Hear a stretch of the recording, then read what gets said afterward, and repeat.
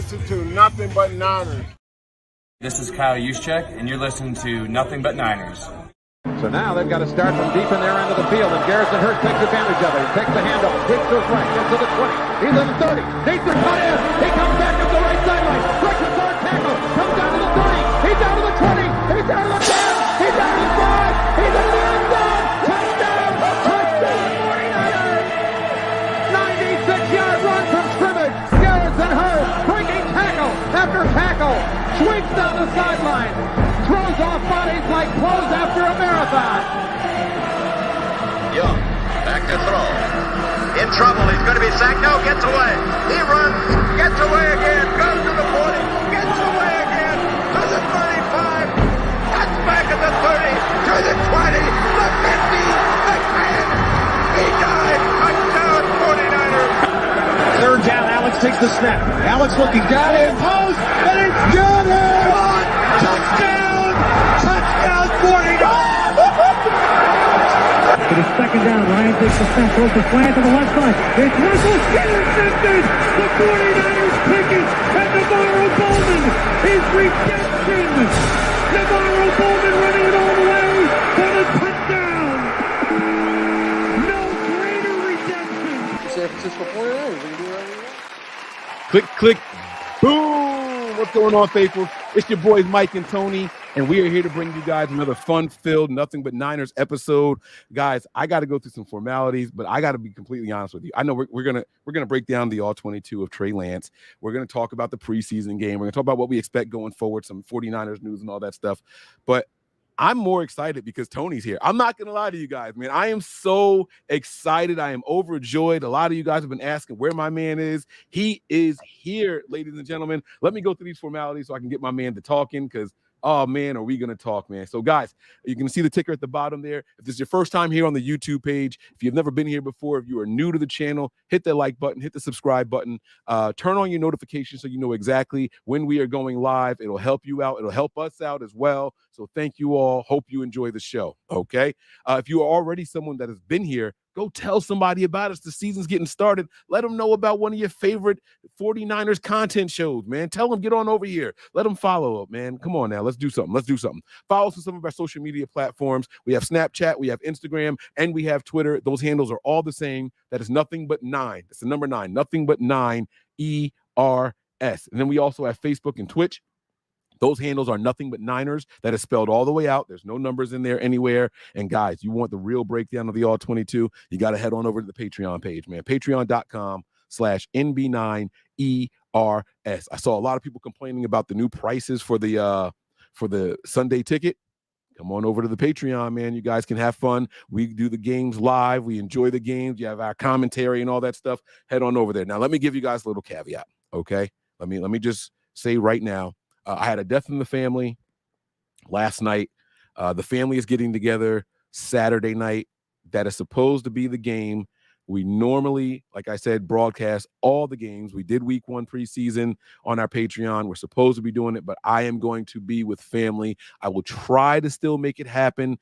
Maybe I can do it through mobile or something. I'm not 100% certain, but there may not be a Patreon episode during the live game. We might have to do a rewatch on Sunday, which is absolutely fine with me. But head on over to the Patreon page. We will have the game there at some point this weekend, okay? Head on over to patreon.com/NB9ERS. I'm your guy, Mike Andrews 83. To my right is Tony. He is NJ Niner Fan 499 on Twitter. Tony, our resident GM, what the hell is going on, man? How have you been, bro? What's up with you, man? Oh, first off, sorry for your loss. Thank you. To your family. I've been busy working, man. It sucks. Like I have no life. But at least I am working, so I shouldn't be complaining, but it's just been chaos. Other than that, I've been good. How about you? I have been good, man. You know, it's easy to complain. I'm not going to complain. So, you know, it is what it is. But I've been really good. Tony, I'm going to be honest with you too, man, concerning these 49ers. I went through and I watched the All-22. There was more positives than I thought. There was some more negatives than I thought. And so I think because of how I left the game, my expectations of the game, I don't think my mood has changed much. I don't think my mood has changed much at all. We are going to do the breakdown of every Trey Lance pass, not every offensive play. We're going to do the breakdown of every Trey Lance pass. If you guys are looking at this right now, in the description is a YouTube link. All right. I've never done this before. But Steph Sanchez, you guys have seen her. She was with 49ers Hub years ago. I don't know if she's still there or not. I have no idea. But she has her own YouTube page. She does the Bosa impressions. She's got a video where she's in front of John Lynch doing the Bosa impersonation. It's bookmarked on her Twitter page.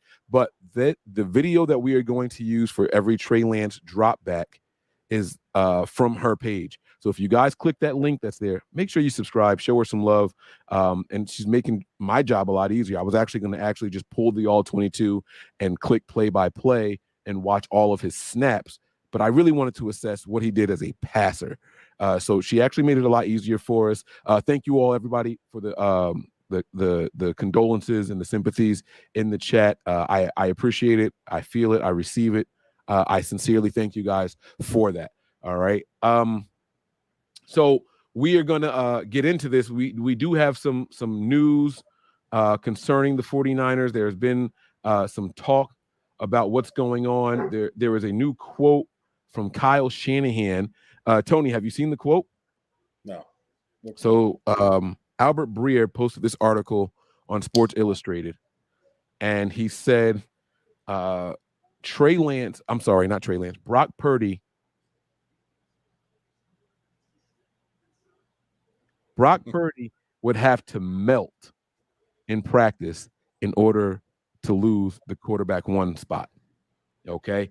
And he said he's too good to melt. So basically saying he doesn't see anybody beating out Brock Purdy for the starting position. Guys, we have our starter. Let's first start with a round of applause again for my guy, Brock Purdy. Mr. Irrelevant. He has to be the most relevant Mr. Irrelevant in NFL history. So round of applause for him.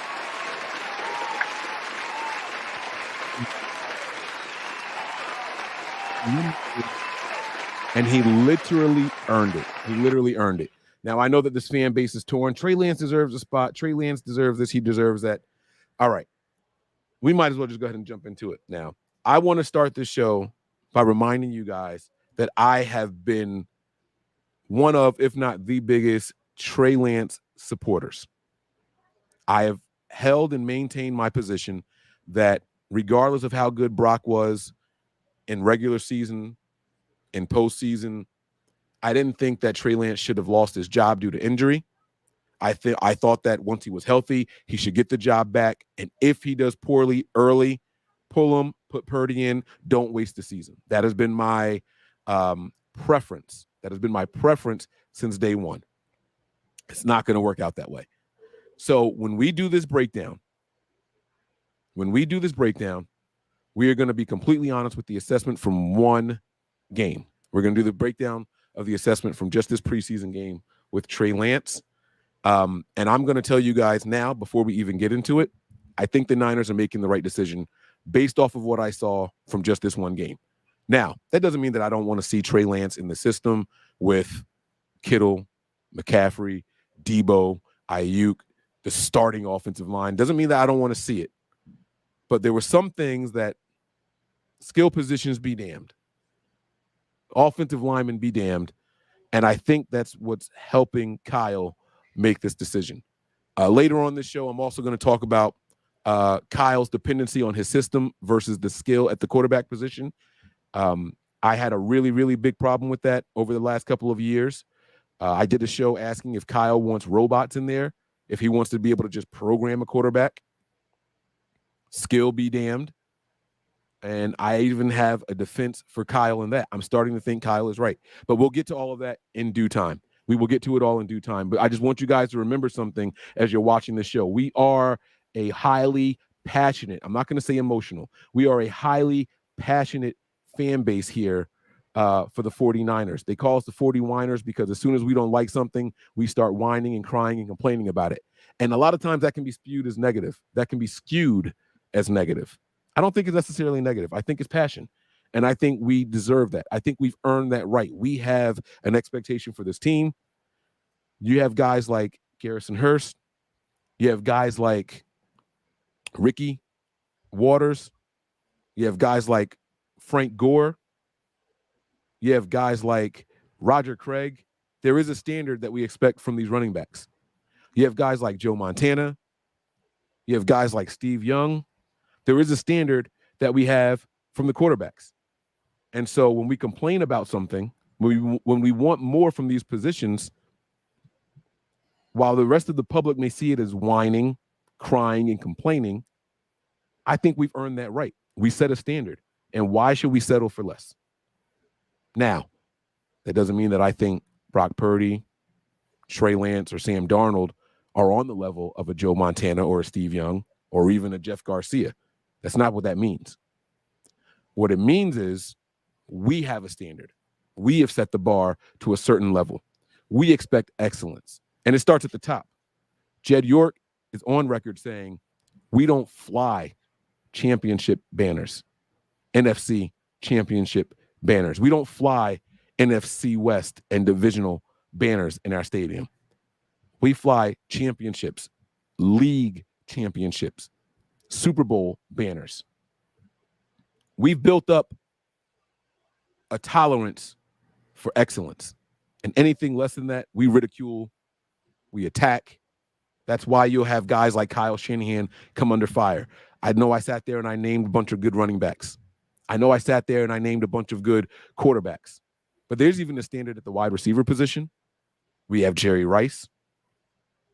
We have Terrell Owens. You've even had guys like Randy Moss, Anquan Bolding, freaking, what's my man's name? Floyd? What's his name? Lloyd. No, the wide receiver. Brandon Lloyd. They had Isaac Bruce at one point. Come on, man. Like, we have a standard even at the wide receiver position, right? We have a standard at the fullback position in Tom Rathman, Kyle Juszczyk, right? Look at that. The cornerback position, they said John Taylor, the wide receiver. Like, come on. Like, guys, we have standards here in this fan base. This is not the Cleveland Browns. All right? I don't count Deion as a standard for the 49ers corners. I know this is going to sound harsh, right? But it was one season. Like, come on. Like, I hate that we even include him in the 49ers greatness, but he had a great season here. So I understand it. I do understand it, right? But we have a standard here at all positions. We have a standard here at the linebacker position. I see them talking about Patrick Willis. You're going to see Navarro Bowman's name come in there. I'm sure Tony can name other great linebackers in the 49ers franchise in their history. We even have that standard for the head coach. Kyle is going to start getting some heat. And I defend Kyle because I like Kyle. But for those fans that are holding Kyle to the standard of the George Seiferts, to the standard of the Bill Walshes, I get it. I understand it. I'm sorry. It's not disrespect at Prime. Whoa. I'm just saying that I hate that we include him because it was just one season. But I respect Eric Davis's career here more than I respect that of Deion Sanders' career here. It was 1 year. It was 1 year. That's all I'm saying. I'm not saying that Deion wasn't great while he was here. Deion is probably the best overall corner that ever wore a 49ers jersey, but it was 1 year. It was 1 year. That's all I'm saying. That's all I'm saying. We have a standard. So when people start criticizing Kyle Shanahan, while I get upset when I see it, oh, get rid of him, we have a standard.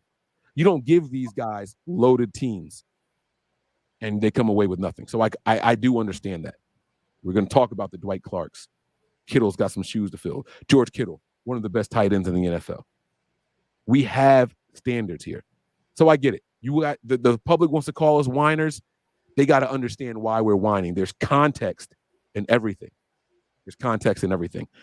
Tony, I'm going to stop babbling. What I wanted to do was get past the 15-minute mark so we can curse the way we want to. So we can say what it is that we want to say. You watched the game, Tony. Did you ever get through the whole thing? I know that you didn't get to see it live. You were calling in during the game and things like that, and you were watching the box scores. How much of the game did you actually get to see? And by the way, guys, Wayne is going to be here when he's ready. He's going to give me the thumbs up, and we're going to pop Wayne right on in here because, it's on-demand service over here. But You let me know, Tony, your thoughts on the game at first before we get to this film breakdown. What were your I'm actually watching it right now. Like I restarted it and watching it right now. I still watch bits and pieces. Okay. The more that I watched, I will say this: there is positives. Yes, sir. There is negative. There's a lot of negatives. Yes, sir. There's a couple shocking things that I saw that I was kind of happy with and a little concerned with. But again, we have to realize something. This was the first preseason game coming off of a inter-squad scrimmage. So if there's ever going to be a preseason game that's going to be boring and vanilla. No. Oh, no. I got us past the 15 minutes. All right. Fucking boring and vanilla and like predictable. It was going to be this game because they had the whole week of inter-squad with the Raiders. So, we'll get into names, we'll get into plays, we'll get into situations, later in the show. But just quick observation. That's what I. Let's start there. Wayne, welcome, man. Yeah. Shout out to you and your new fantasy show, you and Peachy. Huh? Yeah, it's pretty good, man. I see y'all doing it big over there. Look, both of y'all leave and get right to Nothing But Nine. I love y'all. I appreciate y'all for that, man. Let's start with something Tony just said, man. Tony said it was a preseason game following an inter-squad scrimmage. The 49ers had 2 joint practices with the Raiders. So I know what we wanted to see. I know what we wish we saw from the team. But can we talk about reality and how preseason games typically go following joint practices? Talk about what you expected versus what we should have expected, Wayne, from this joint from this preseason game, because there's a difference. There is a difference. So reality is a hard pill for people to swallow. Yeah, it is. I mean, for me, I wasn't expecting anything. I think when people asked me, was I excited for this game? I was like, no, I'm here to evaluate. I mean, I think that was my only thing, and I think that was Kyle Shanahan's thing as well. Like he's going to put certain scenarios out there, and he wants to see if his players can execute. And so for us, I think for the Niners, it was more of an evaluated type of process with the 2s going out there against some of their 1s and 2s and things like that. And, like Tony said, coming off of that practice, this is why none of the 1s even played. They banged up. They didn't get banged up, but they banged in the practice. Like that was their scrimmage. You know what I'm saying? For those 2 days. And so Kyle got what he needed out of that. And now he wanted to see what he was going to get out of his second unit, his third unit and whatnot. And so I promise you, I wasn't expecting to see. All I was expecting to see was execution. And so that's why the negative stuff doesn't affect me like it affects everybody else. Like I'm not tripping over the negatives from Trey Lance or the negatives from the offensive line, even though they were trash. They're not good. The depth of the offensive line didn't look good, but there are reasons to that, and everything. We know how Kyle Shanahan's offense is. Like every piece has to go according and move at the certain timing. It's a rhythmic offense, so it all has to work in sync. And if one thing is off, everything is off. It's not much ad-libbing you can do with the offensive line, with the players. I mean, when you watch the All-22 opposed to watching the real game, you can see certain players weren't looking for the football when the quarterback was trying to throw the football. And so, I don't know if that's design, scheme, miscommunication. We don't know that, but for me, you can't put it all on one player. It's a combustion of everything. So that's the evaluation. That's what you need. Now you go work on it in practice. That's what practice is for, right? Uh-huh. And so you go to the preseason game, you try to implement what you learned in practice, and it's preseason. I really think at this point in time, do we want to win those games? Yes. Will we win those games? I don't think Kyle Shanahan gives 2 flying fucks about winning a preseason game.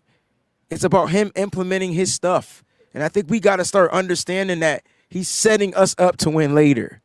I think that's what it comes down to. Sorry. No, that was well said. Tony, you've been watching football longer than I have.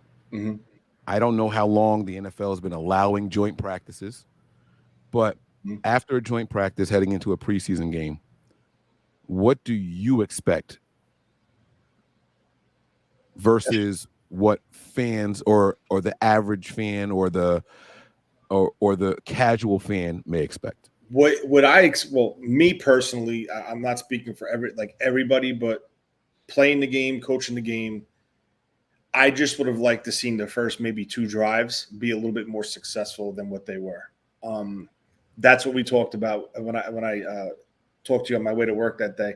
I just basically wanted to see just some execution, just even if it didn't lead to a touchdown, just get that ball rolling, get the ball moving, and it just didn't happen. And we talked about all the things there's some talk saying that did Kyle set up Trey? Was it the right way to do this? And you think about it, and we spoke on the phone. We all said that Trey's excellent at a deep ball thrower. He's an excellent deep ball thrower.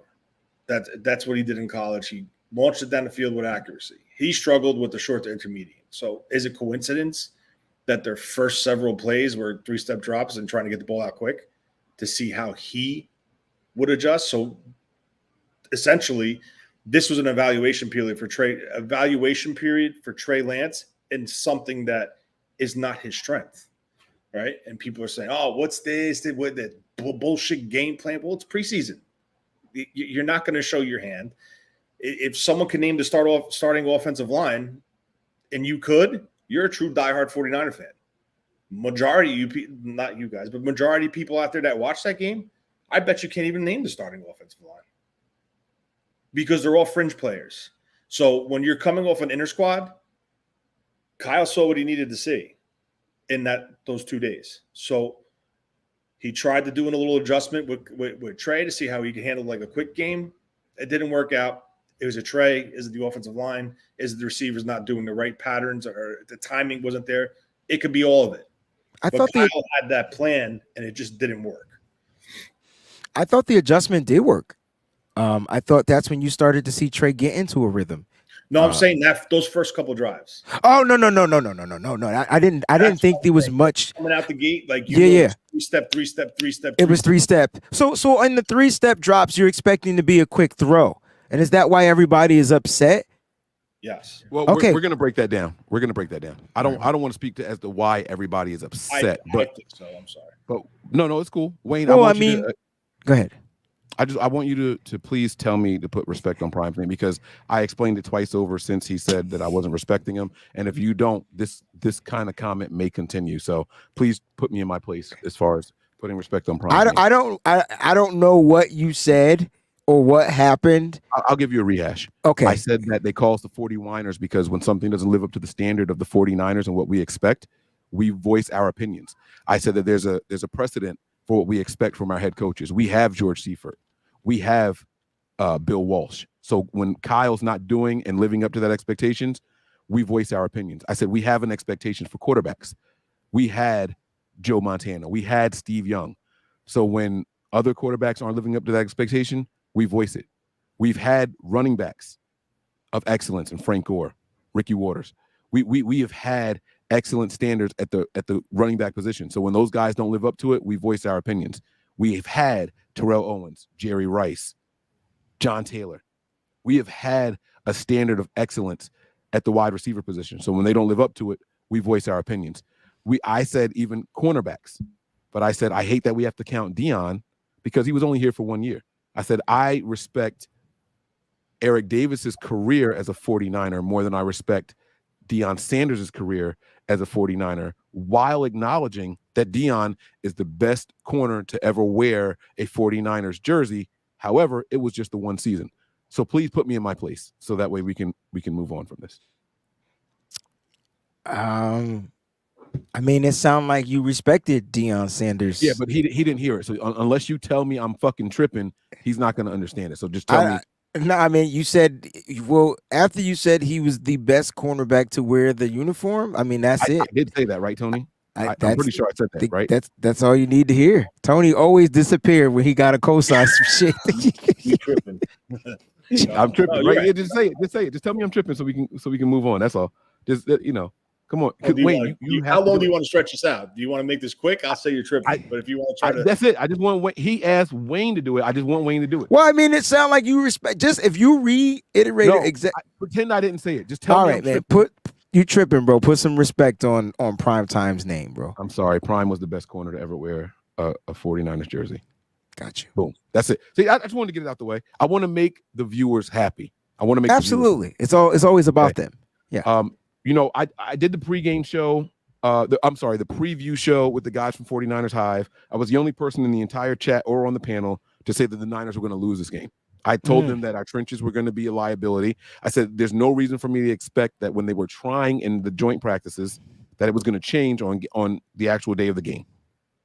I said that we were getting schooled, starters and backups, in the trenches all week long. There's no reason for us to expect any different. I predicted that the Raiders would get 27 points. They got one more touchdown than what I thought. I'm sorry, I was off. I predicted the Niners to get 20 to 21 points, or maybe 22. I forget exactly what I said. It was low 20s, though. I was off. Now, keep in mind that we went for it twice on fourth down in field goal range. That's 6 points. And we missed 2 field goals. That's another 6 points. I'm just saying you add those 12 points to the total, and we're at 19. I was off. I'm sorry. I wasn't perfect. But I didn't expect the Niners to come out and do anything in this game. After a scrimmage, after joint practice, that's where the real evaluation happens. These coaches on both teams, not just the Niners, just want to get out of there healthy. And they did just that. There was one point in time, the entire game, where a player delayed the next snap. A Raiders player was down. They took a little break, and they didn't even cut the commercial. He ended up getting up and walking off the field. The evaluation was done before kickoff ever happened. That's what happens in these joint scrimmages. That's what happens when teams practice against each other and they get to the preseason. That doesn't mean that all evaluation stops, but 99% of the evaluation was done during the joint practices. That's all I wanted to get, I wanted to get across. All right. Kyle Shanahan told Albert Breer that Brock Purdy would have to melt in order for someone to take his starting position. And he also followed that up with Brock Purdy is too good of a player and quarterback to melt in practice. So, guys, can we just officially say that it was not ever a competition for QB1? Can we just go ahead and put that out there? I mean, yeah. We can officially admit that there was never a competition for QB1. There would have been a competition for QB1 had he not cleared and been ready to go for practice. But the moment he was cleared, we knew there was no competition. Was there a quarterback competition? Yes. And so if you're referring to what I wrote and put out there, there's still a quarterback competition. It's just not for QB1 spot. Right. And to be very clear, I want to piggyback on what you just said. If Brock wasn't healthy and ready to play, it wouldn't have been in competition for QB1. It would have been Lance's team because he knows the playbook better. And then I don't know, bro. I don't wait. I don't know. That's how I feel. You honestly think Mike, that's how I feel. I feel that way. No, you're not. But what I'm trying to say is, just the way things seem to be shaping up for Kyle Shanahan. I mean, there's a reason why they went and got him, Sam Darnold. Now, you're right. The person that knows the playbook should be the head honcho in charge. You should say that Trey Lance knows the playbook better than Brock Purdy because he was here the longest. Now, executing Sam Darnold. No, but I'm talking about even with Brock Purdy. Trey Lance should just know the playbook better than any quarterback because he's been here the longest. But it's not just about knowing the playbook. It's about executing the playbook. That was my point that I was trying to get to. And Brock Purdy proved he can execute the playbook. And now Sam Darnold looks like he can execute the playbook from his little lenient snaps in this particular game. You could say all you want, but I'm saying about him knowing. So I did misunderstand what you were saying. I thought you were saying that if Purdy wasn't cleared, there would not have been a competition for QB1. Let's say Purdy wasn't cleared to practice. No, I never said that. I said if Purdy was not cleared, then there would be a competition again for QB1. And then the issue would be, why doesn't Trey Lance get the starting job if he was the guy? So there would still be a competition. It wouldn't be for quarterback 2. Wow, the best man would win. Okay, so that's this is not a shade on where Trey. we disagree. Okay, I see what you're saying, and I respect what you're saying. I was just mistaken with what I thought you were saying. I thought you were saying, let's say Trey Lance was Brock Purdy wasn't cleared until week 2 to start practicing. Mm-hmm. This would have been Trey's team for those first couple of weeks. It would have been QB1. That's how I wanted it to be. That's how I felt it should have been. But you're saying that you don't think so based off of what Kyle's actions throughout the preseason. Thank you. That's all I'm saying. That's exactly what I'm saying. Understood and respected and accepted. Okay. So let's get to it, man. We are going to actually do the pass plays on all 22 from Trey Lance. Okay. That's what we're gonna do. We're gonna play those and we're gonna go through play by play. I'll be right back.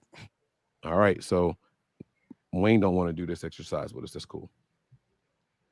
I'm kidding, guys. I'm sure he wants to. He has to use the bathroom or something like that. I was just playing. All right. So we're gonna do a screen share. Just remember, guys, if you've never seen all 22, there are 2 views. There's the aerial view from the side, and then there is an aerial view from behind the offense. All right. So each play is going to play twice. It's going to be the same exact play.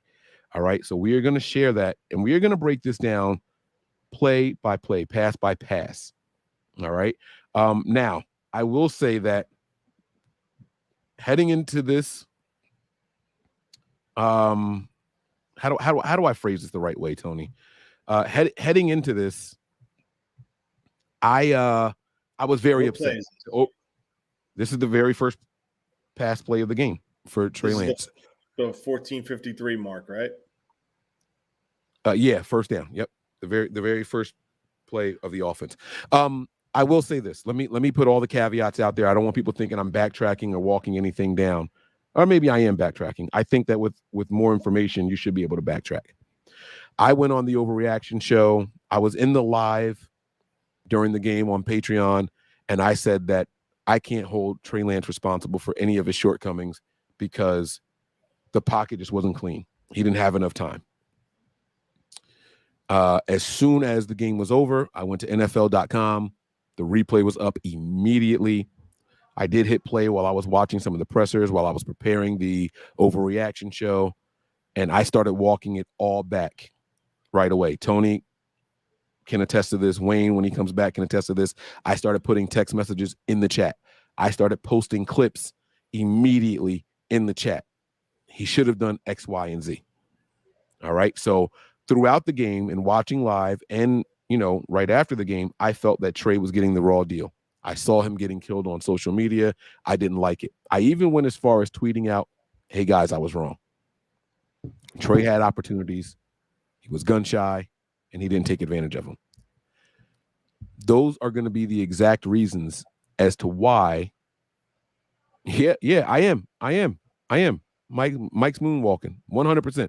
Those are going to be the exact reasons why Trey won't win the starting position over someone like Brock Purdy. All right, after we do this breakdown, I'm going to actually explain Kyle Shanahan's system. I'm going to explain why Kyle Shanahan believes in the system over the ability of the quarterback position. I'm going to explain why Kyle doesn't want a gifted, talented, established quarterback in his system that doesn't know it. And I'm going to tell you guys whether or not I think that can change.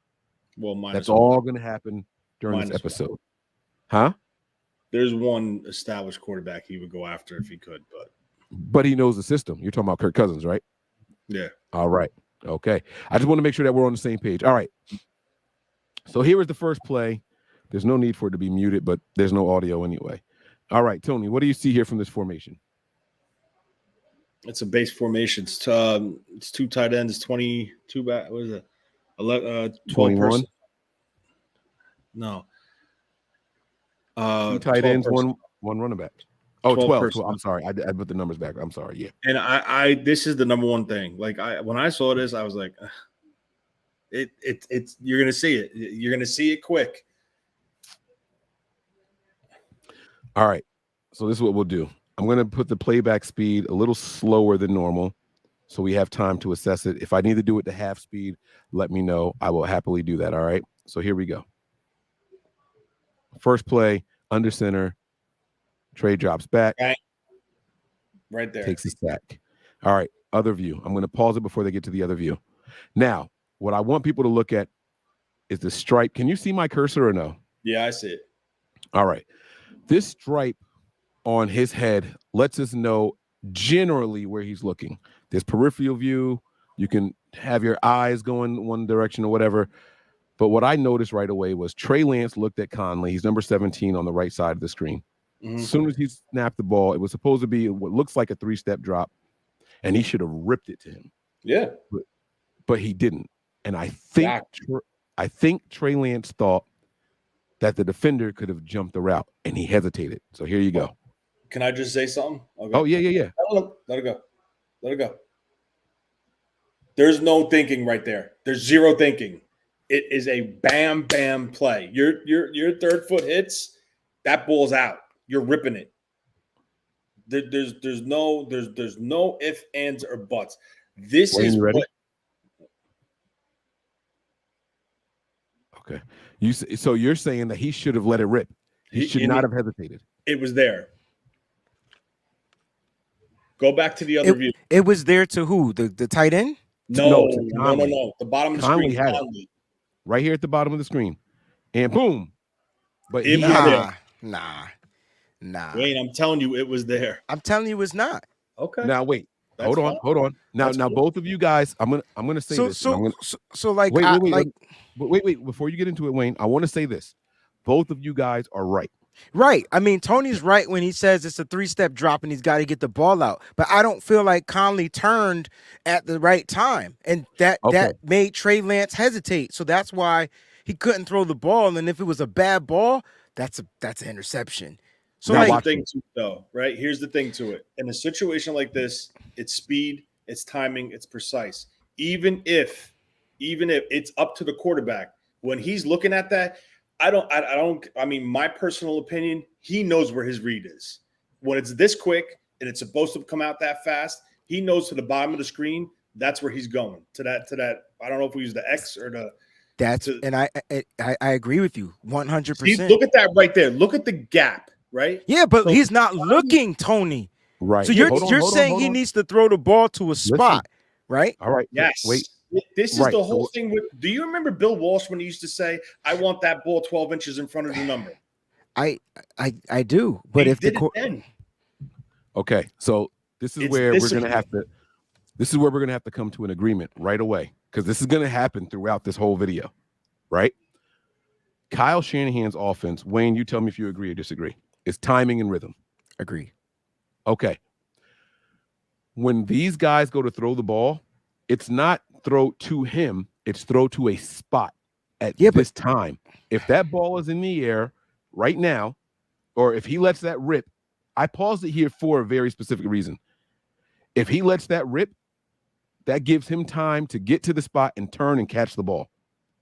Trey Lance's arm is already up. Mike, how about this? Just let the play run. I want you to run the play. Just let the play run and see where Conley actually turns his body.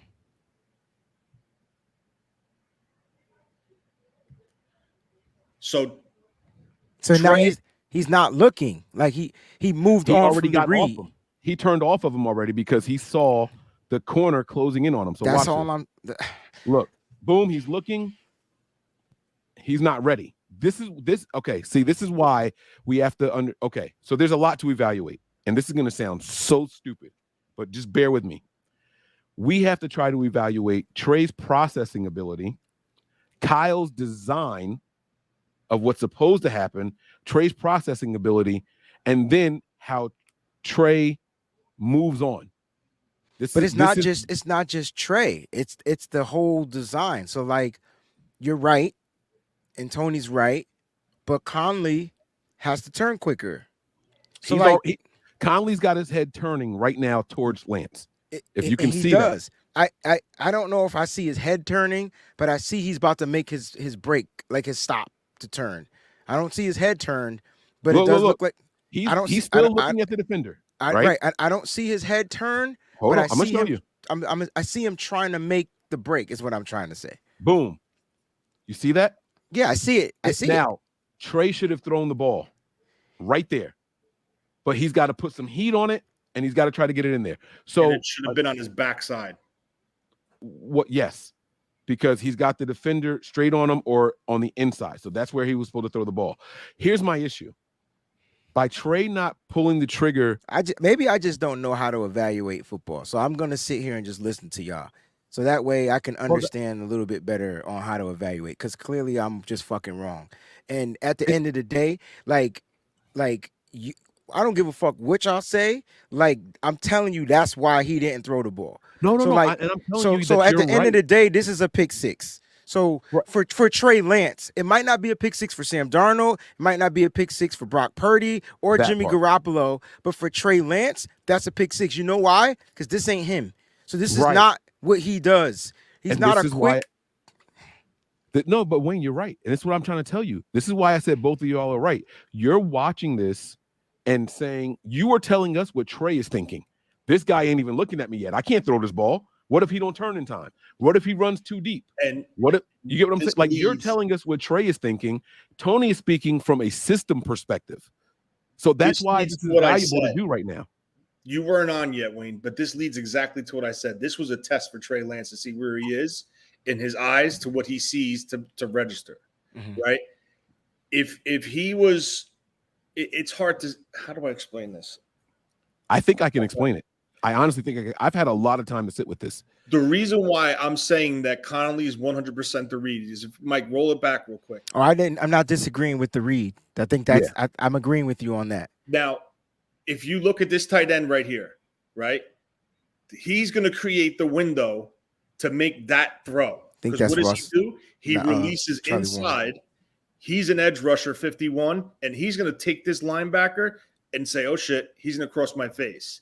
Now, it's like a triangle, right? So you got to look at the pocket. So you go from the center to the 20 to a point to the three of the 30-yard line. So it's like this down. So with that being said, by that design, that tells me that Kyle wanted him to do that, and Kyle created the window by sending that tight end into that middle of the defense to occupy that linebacker. Because if this linebacker dropped to that flat, no throw whatsoever. So by scheme, he said, all right, let's see how he handles this. I'm going to take the tight end, drag him into the middle, take the middle line, the play side linebacker out of the way, and now I want to see what Trey does. Granted, it probably would have been a lot more successful if Conley peeled to a slant rather than running a slight hitch, but I think Kyle truly tested him. And this was the point of this type of game plan, why he threw so many passes on his first several series before he went to the traditional run. He wanted to see how Trey processes the quick game, seeing it, believing it, and letting it rip to a spot where the receiver can make the play rather than the defender make the play. Right. That's the way I evaluated it. The more I watch this, so it was like a test. Wayne, preseason is all about evaluation of all the players, not just the quarterback. Do you agree? I agree, 100%. So if I'm Kyle and I design a play and it's get to your spot for the receiver, Trey, on your third step, release the ball, right? If Trey throws that ball and it's a pick because the receiver wasn't where he was supposed to be, or if it's a completed pass, the receiver. Right. But it's not on the receiver, Mike. That's the problem. Like, that's the whole thing. It would have been like, Trey Lance didn't throw the ball right because the receiver. That's the uneducated football people. I'm just, at the end of the day, that's what he's gonna get. So like, of course. So what he did was he tried to make he didn't go with that read. I'm not saying that was the wrong read. That's not where I'm going with this. Like, I never said that. But he just doesn't feel confident in throwing that with that defender being right there. I think the defender looking at him when when Conley doesn't break, I think that's what turned him off from the read. Like, literally blaming me for all kinds of shit tonight. Nah, just Mike. I was thinking Mike Conley, the basketball player, instead of Chris Conley. They probably related. I will say this though. All jokes aside, I will say this, right? Like when I the more I watch this stuff, Trey did better than I thought in some areas, and then there were other areas where I felt like Trey was too worried about public perception. Kyle wanted to know if you can execute the system, right? Because a guy like Purdy, a guy like Sam Darnold, he's going to throw to the first read. if that first read is close to where Kyle said he's supposed to be, I'm going to throw it. And if it don't work, Kyle went to the podium after the game and defended Trey already. Forget this play. He went to the podium and defended Trey. You don't think that he would have defended Trey if this was a pick six and said, well, the receiver didn't run the right depth. The receiver wasn't where he was supposed to be. That wasn't on Trey. I sincerely believe that that's what would have happened. And that's why I wanted to do this exercise with us, because Tony is a systems guy, right? Wayne, you and I, you especially, forget me for a second. Forget me. You wanted Lance from the rip, but you wanted Lance to go somewhere where they were going to realize who he was, what his strengths are, and work around those strengths. So your perspective in watching these things are going to be from the mindset of Trey Lance. Tony's evaluation is going to be from the mindset and the system design.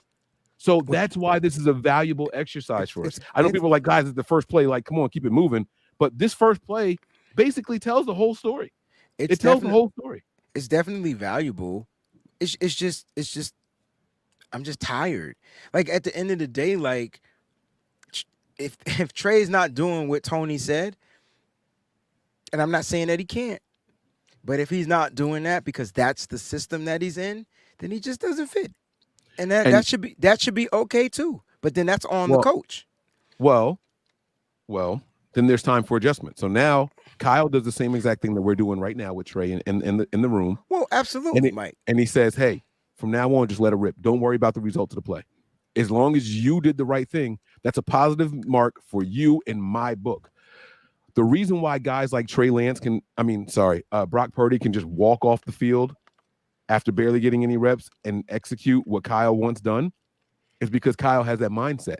And Brock Purdy's not going to be sitting there looking for a second or third option because he doesn't know enough of the system. Trey knows the system so well that, this guy's covered. My tight end right across the middle should have been there. And he looked that way, but then he saw the linebacker or the safety, I forget which one, right over the tight end. So I'm going to let this go. I'm going to let this play go so we can see it. Trey drops back 1, 2, 3, boom. Should have let it rip. Didn't. And then you see the tight end put his hands up, but you see the linebacker right behind him. That's why he didn't let that one go. Nope. See, that's the tell-all right there. Look at his feet.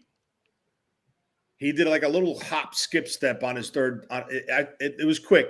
See if he does a little hop and skip on his third step instead of planted and like. So he's 1, 2, 3. No, boom. He was ready to throw it right there. That's how you know this was designed for one guy. Mm-hmm. He widened that base and got ready to let it rip. He opened his hips up. That's how you know that was a one read play. But then he knew, the out's right here. But this guy was also covered. Trey saw that. And I respect Trey. Trey is thinking in the sense of a game. Hey, better than not throw a pick six in a game. We live to fight another down. That's why I said both of y'all are right. Because Trey is thinking big picture, full game, score, location on the field. I can't afford to turn it over here. But Kyle just wants to evaluate. Mike, so both of y'all are right. Could you rewind the end zone view real quick? The end zone view. The one where we're at. Oh, my God. He got pushed 4 yards back. Mm-hmm. Watch Zakel get pushed 4 yards back. He was the worst offensive lineman in this game. Bro, he's in his fucking lap. He got pushed 4 yards back. It's tough because it's like this is a one read system. I got it. I get it. And see, Peachy's getting upset in here by the comments for Trey, but there's, like I said, guys, we're here to provide the context, the real context. Should Trey have let it go to see what happens? Yes. So that way Kyle can evaluate the player. But Trey is thinking, this is my team. I got to protect the ball. If this was a real game situation where they're not evaluating people, Kyle would have told him, hey, good job not turning the ball over there. We got 2 more downs to try to make something happen. That's the real game scenario. That's not preseason scenario. So Peachy, don't get upset that people are saying whatever. If she could get upset if people are saying whatever. But that's because the people that are saying whatever aren't looking at the context, and that's what we're trying to provide right now. We're trying to provide the context. We can't make people get the context. We just need to provide it. It's up to them to choose to accept it or not. But you can't tell people not to get upset. Like, everybody gonna get upset when they want to get upset. It's just people getting upset. So you just keep moving on with the context. I think that's our job. All right. Next play is here. Next drop back play from Trey Lance. All right. It looks like what is this, Tony? Is this the completed pass to Ross? That's one tight end, two backs. That's 21 personnel. That's a traditional 21. That's not 21 personnel. That's 12 personnel. It's it's two tight ends, one running back. No. This is two running backs in here. No, that's Ross Dwelly in the backfield. He's still a tight end. I guess you could say he's a fullback, though. I mean, but he's not a fullback. He's still a tight end. Did he motion back there? Or did he line? I see what you're saying. And this is what Kyle likes, by the way. This is right. What Kyle his position is tight end, so it tricks. Like we're calling him a fullback, but it's tricking the defense. Right. He's still a tight end. So who are you gonna put on him? A safety or a linebacker? Exactly. And this is what Kyle likes, right? He likes to have multiple people that can do multiple things, because you see how quick we had that little debate? The linebackers and the safeties are having that same exact debate mentally as the play is happening. That's why Kyle does what he does. So again, both of y'all are right. Based off of formation, 21. Right? No, it's just 12. I'm sorry. Based off of personnel, 21. Based off of formation, 12. You get what I'm saying? So both of y'all are right. This is why I wanted to do this. No, based off of personnel is 12. Based off the formation is what is 21. It's two tight ends. It's two tight ends, so the personnel will be 12. But just remember, Juice was not dressed in this game, so he might have been the fullback. He has backed him up previously. Yeah. So just keep that. But his position is tight end. So unless his position is fullback, he's a tight end. So like unless it changed, it doesn't matter if he plays fullback. His position is still going to be a tight end. The opposing defense is going to study 82 tight end. They don't care about the name. They don't care about none of that shit. Even though we know that he does both. Oh, snap. I feel like you rarely see I formation, but we do it all the time. Damn. Look at how far the receiver is ahead of everybody else. If that was a quick throw, she should have just stopped and turned around and took it for a screen, right? That's Ronnie Bell, too. On this play? No. There's the only flag, Tony, I think we got was it was a flag on this play. It's an illegal formation. It's a legal formation. Yeah, I see it. Go ahead. Let's let it that roll. Tight end should have been flexed, or that receiver should have been off. All right. Can we identify what the first read was? It was actually Bell. The first read was Bell. Did you guys see that? Yeah. So Trey Lance comes in. He's looking at Bell. Not there. All right. There's the dump off. That's my check down. Boom. Which is 100%. I'm fine with that. Yeah. I don't think there's anything wrong. We don't need to break this play down more than we need to. Boom. I like this scheme. He goes out, throws a block, breaks free, easy completion. You pick up some yardage. All right, cool. And this is third down here. I should have stopped it. I'm sorry. Here we go. All right, what do you guys see in here? As far shotgun, single back set. Is this 3 wide receivers? Yeah, you got 3 wideouts. All right. So that's 11. Okay, this play really bothered me on the rewatch. Oh God, he was streaking on that. This play really, really bothered me. He should have thrown this ball right here. You guys can see my cursor. Yeah, so he's looking at him, and Wayne, Tony, there's nobody. He's got to make this throw. No, he doesn't. This is the one play that I see. This is where I disagree. So you got me on the first one. You're not getting me on this one, because and Mose Peachy and I talked about this last night. And so when you're looking at this play, you're gonna see 4 defenders hit Dwelly on this pump fake, right? So like all 40, I wish I could point to them, but you can see all 4 of them, 5 of them about to go toward Ross Dwelly because they think that's where Trey's gonna go with the ball. Guess who's wide open down on the outside? Yeah, Conley. Right, that's the throw. Oh no, Conley. Yeah. So Conley is about to go. That's the touchdown. That's the explosive play. That's the big play. That's where Trey Lance is going. He pump faked and on purpose. And I don't know why all of them drew, but because of that pressure from the offensive line, allowing the pressure, all of them seeked in onto Ross Dwelly. Look where they're going. They're going toward Dwelly. That's right. So the big play would have been Chris Conley. Right. The defense is playing the sticks. The defense was clearly instructed to play the sticks. Conley about to get busy, right? You do the pump fake, but there's no fucking protection. There's no protection. That side of the offensive line just folded. Jesus God. It folded. But he could have thrown that one to the tight end if he wanted to, but I don't know what the real design was here.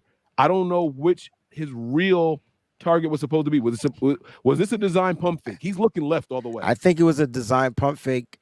Once he saw, I think he would have threw to Dwelly. I would have just lofted it right there. I think he would have. He couldn't. The pump fake is what made them bite even more. So here, let me play it again. It's so tough to see. Right. That's why they say the quarterback position is the toughest to play. Now watch this.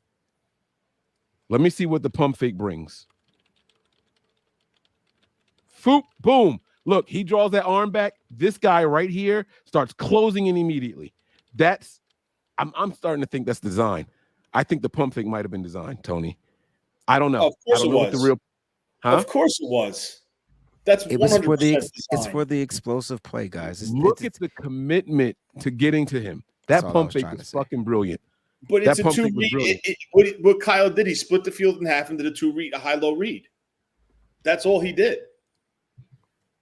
But of course, the offensive line doesn't hold up. That would have been 6.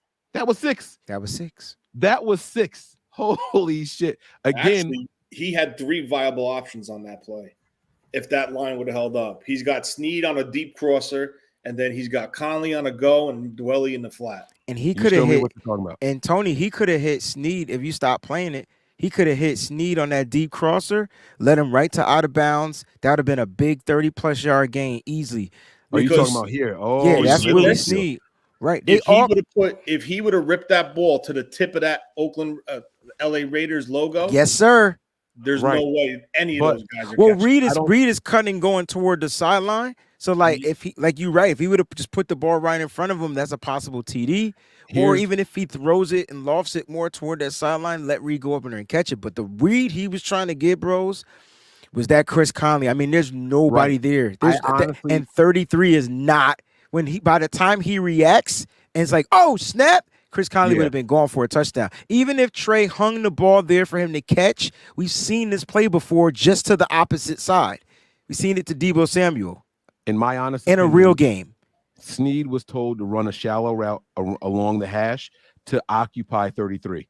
He never looked that way. Trey, I'm saying he never looked to the right of this outer hash mark. He never looked to the right. I think Snead was designed to occupy 33 to make it an easy catch and play in this area for Conley. That's what I sincerely think. This is the problem with Kyle's offense, right?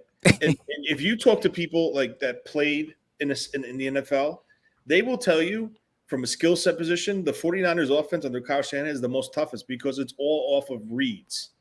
They're what you call choice routes, right? So technically, if Snead would have broke that route off and pinched to the tip of that logo, he would have been right. So what he was doing, he was reading where the opening was. Now the problem is if your quarterback and your skill set positions aren't on the same page, that's where you have the issue because you have to be on the same page. Okay, I see this, the receiver sees that. I know he's going to break, even though he's just trotting down the seam right now because the safety was outside leverage on the seam. He knew he had the middle of the field. The quarterback did and the receiver did. But the problem is if the quarterback second guesses that's where this offense bogs down. Everything is communication, timing, and rhythm and seeing it, and they all have to be on that same page. That's it. My man had this, man. That sucks that Moore just got bullied on that play. If Moore didn't go backwards a single step, if he was able to just give a little bit of and you know who that was, right? Who? Yeah, that's Jordan Willis. That's Jordan Willis. He got 2 sacks in this game. Right. But if Moore could have just held his ground, forget completely wiping him out. Don't wipe him out. If you could have just held your ground a little bit and didn't get pushed backwards every step of Willis's progression, Lance would have had a pocket to step up in. I don't know if y'all can see it. Lance's foot is behind Moore's because so he got pushed back. Yeah. If his foot was higher, Lance doesn't have to reach out with his left arm to try to push off of Moore, and he could have stepped up and completed that big play to Conley. Or he could have stepped. Or he could have took off and ran. He had so many options. If Moore could have just had one good footing against Willis, but he couldn't. He couldn't. And if you watch, now the left arm is going to come out immediately to try to maintain balance. Look at that. And now he's lunch meat. And there's a cow getting fucking forklift right on his back. Again. Just terrible. Yeah, he was the worst. So when I watched this play, I didn't blame Lance for that one. I didn't personally. So what I went through was a positive play, negative play, or neutral play. This one I didn't put on Lance. Now I don't know how the throw would have went or whatever, but that would have been this one I count as a positive play for Lance. He was doing what he was supposed to do, in my opinion, on this play. The line didn't hold up, and this goes into the evaluation of the players, not so much the evaluation of the outcome of the play. All right, so one quick question. I think Trey did the right thing. He held on to it, right? We could sit here all day, say, "Oh, I would have lofted it. I would have just floated it, hung it up there. There was no one back deep." It is what it is. He held on to it. It is what it is. But my question in this certain play and scenario, pocket awareness. The pocket awareness. Yeah, like why didn't he try to take? Why didn't he try to step up and elude and go? Like, you know what I'm saying? Like, good question. And they actually show that from this view right here. Now watch this. I agree with what you're saying, right? Because there's gonna be a small window where Lance can do this, right? Yeah. It's a really small window. Boom, he's got the ball. I mean, like right here, I would have been pressing that pocket and trying to get that scapegoat. Because if you look at Poe, he's got that guy pinned to the inside and he's washing him out. So right there. But if we before we got here, we said that the pump fake was part of the play. You can't have it both ways. If the pump fake is part of the play, he's got to open those hips. He's got to do the pump fake. This is the pump fake. So he can't step up if he's got to do the pump fake. I totally understand that. But now this is where experience comes in. And this is where Trey Lance is lacking, right? 9 out of 10 pros, experienced pros. I even think Jimmy Garoppolo would have stepped up in that and tried to move. I even think Purdy would have tried to. I even think Darnold would have tried to step up. But again, you're talking about a kid that was a one-year starter, missed the season because of COVID, sat for the first year. This is what sucks about this kid because it's so tough to evaluate him because of his lack of experience. Right? You see where I pause this right here? When he widened his base, that's when this guy steps forward. This guy never stepped forward before that. Now look at the corner. Look at the corner on Conley. That corner that says, I don't even give a shit about you, Conley. He just bites. Right. God forbid Moore held them for one more second. That corner is on the fucking waiver wire right now. I can tell you that for a fact. He's definitely probably on the waiver wire. He just totally let that guy go. He said, I'm not beat. Even though it was kind of like a zone concept, but I don't know. Me personally, I don't know. You think that defense was in zone? Yes, that was definitely a zone. So that happens. It was a poorly executed zone. Here's the next play. You're covering grass. Look at the bottom of the screen. You got two defenders within 5 yards of each other, and there's no one there.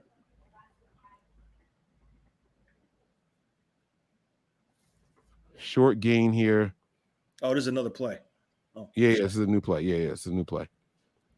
I thought Lance did good to fight and make this completion here. Good throw across his body. It was behind the receiver, obviously. But yeah, the catch was better than the throw. But considering the pressure that was on him during this play. It's a throw on the run, so. Jordan Willis. Fucking Jordan Willis.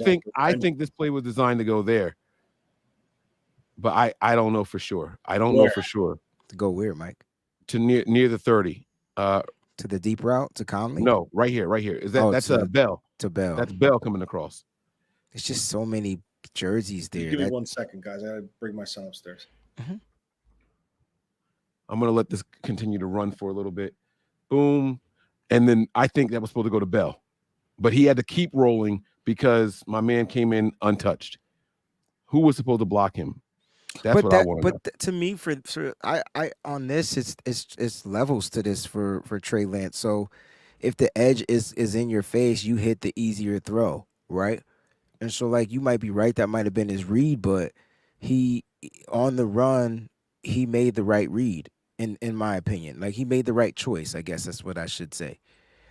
In my opinion, because he went with the throw. He knew he can throw the ball over the rusher's head, and it'll be to his I guess the check down guy, which was Ross Dwelly. Who was supposed to? No one was supposed to block 99. Correct. So Dwelly was supposed to just Dwelly contact chips and keep him moving. and keeps it going. So he's Lance gonna be is responsible for beating 99. Yes, and he's gonna Okay. his read is to make it to the tight end as he slips out. You see this right here? This is why I think it was supposed to go to Bell. I mean, you see Bell open, but I don't think it was supposed to go to Bell. So maybe it would have if the pressure wasn't right there, but it's right in his face. He could have threw it, possibly, but then you just got those defenders right there. There's nobody on Dwelly. So when I'm looking at the stripe in his helmet. If not Bell, then who? Now watch. You see, he's literally looking straight down the sideline right now because he's still whipping his head around, right? Yeah. Okay. Does he ever look to the top side to his left? No. Right. So that's why I think the play had to be designed to go somewhere in this vicinity. And he hasn't beat his guy. Bell's the only guy that's open in this vicinity. He's open. Biting. I mean, he's open sitting in his zone for sure. But I think because of the pressure in his face, he went with the sure read. Like you might be right. That was the read, but the pressure was in his face to where he didn't want to make that read. So he still made the completion. So I don't get it. It's just a level concept. Like you go high, you go low. Like which one do you want? And then you had Conley out there as well, which was supposed to pull that that secondary away from the play.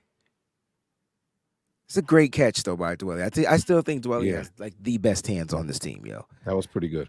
That was good. I'm not going to fault him for that at all. That was really good. Phenomenal catch with the right, pull it in and secure it, knowing you're going to get popped. That was good by him. All right, what we got here? What formation is this? Look at that. If you stop it, I could tell you.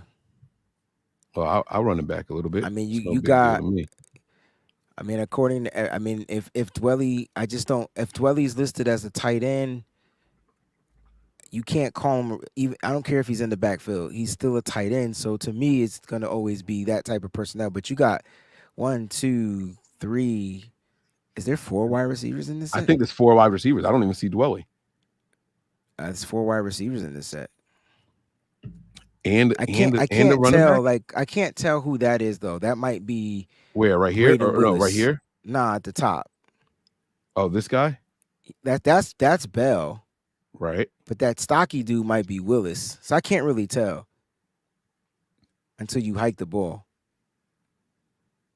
Nope, that's Snead. Stop it right there. Who was that? That's Warner? Oh, there it is. So no, it was 11. 89. It was 11. Warner. Yeah, Warner. Okay.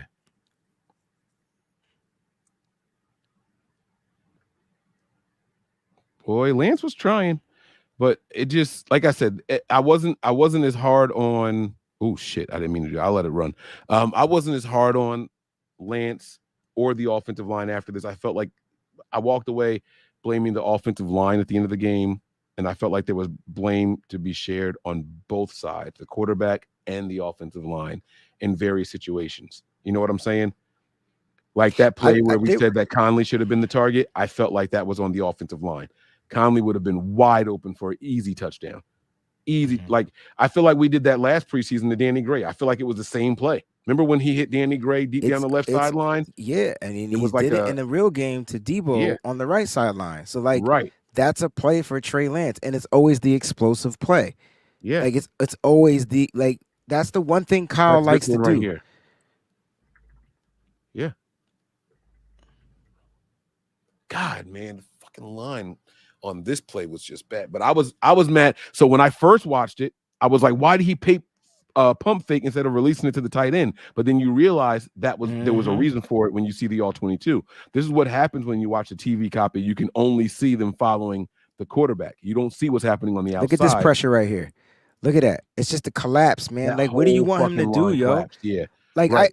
I know Trey Lance has to be better, and I never once said he was good in this game. But at the end of the day, like, we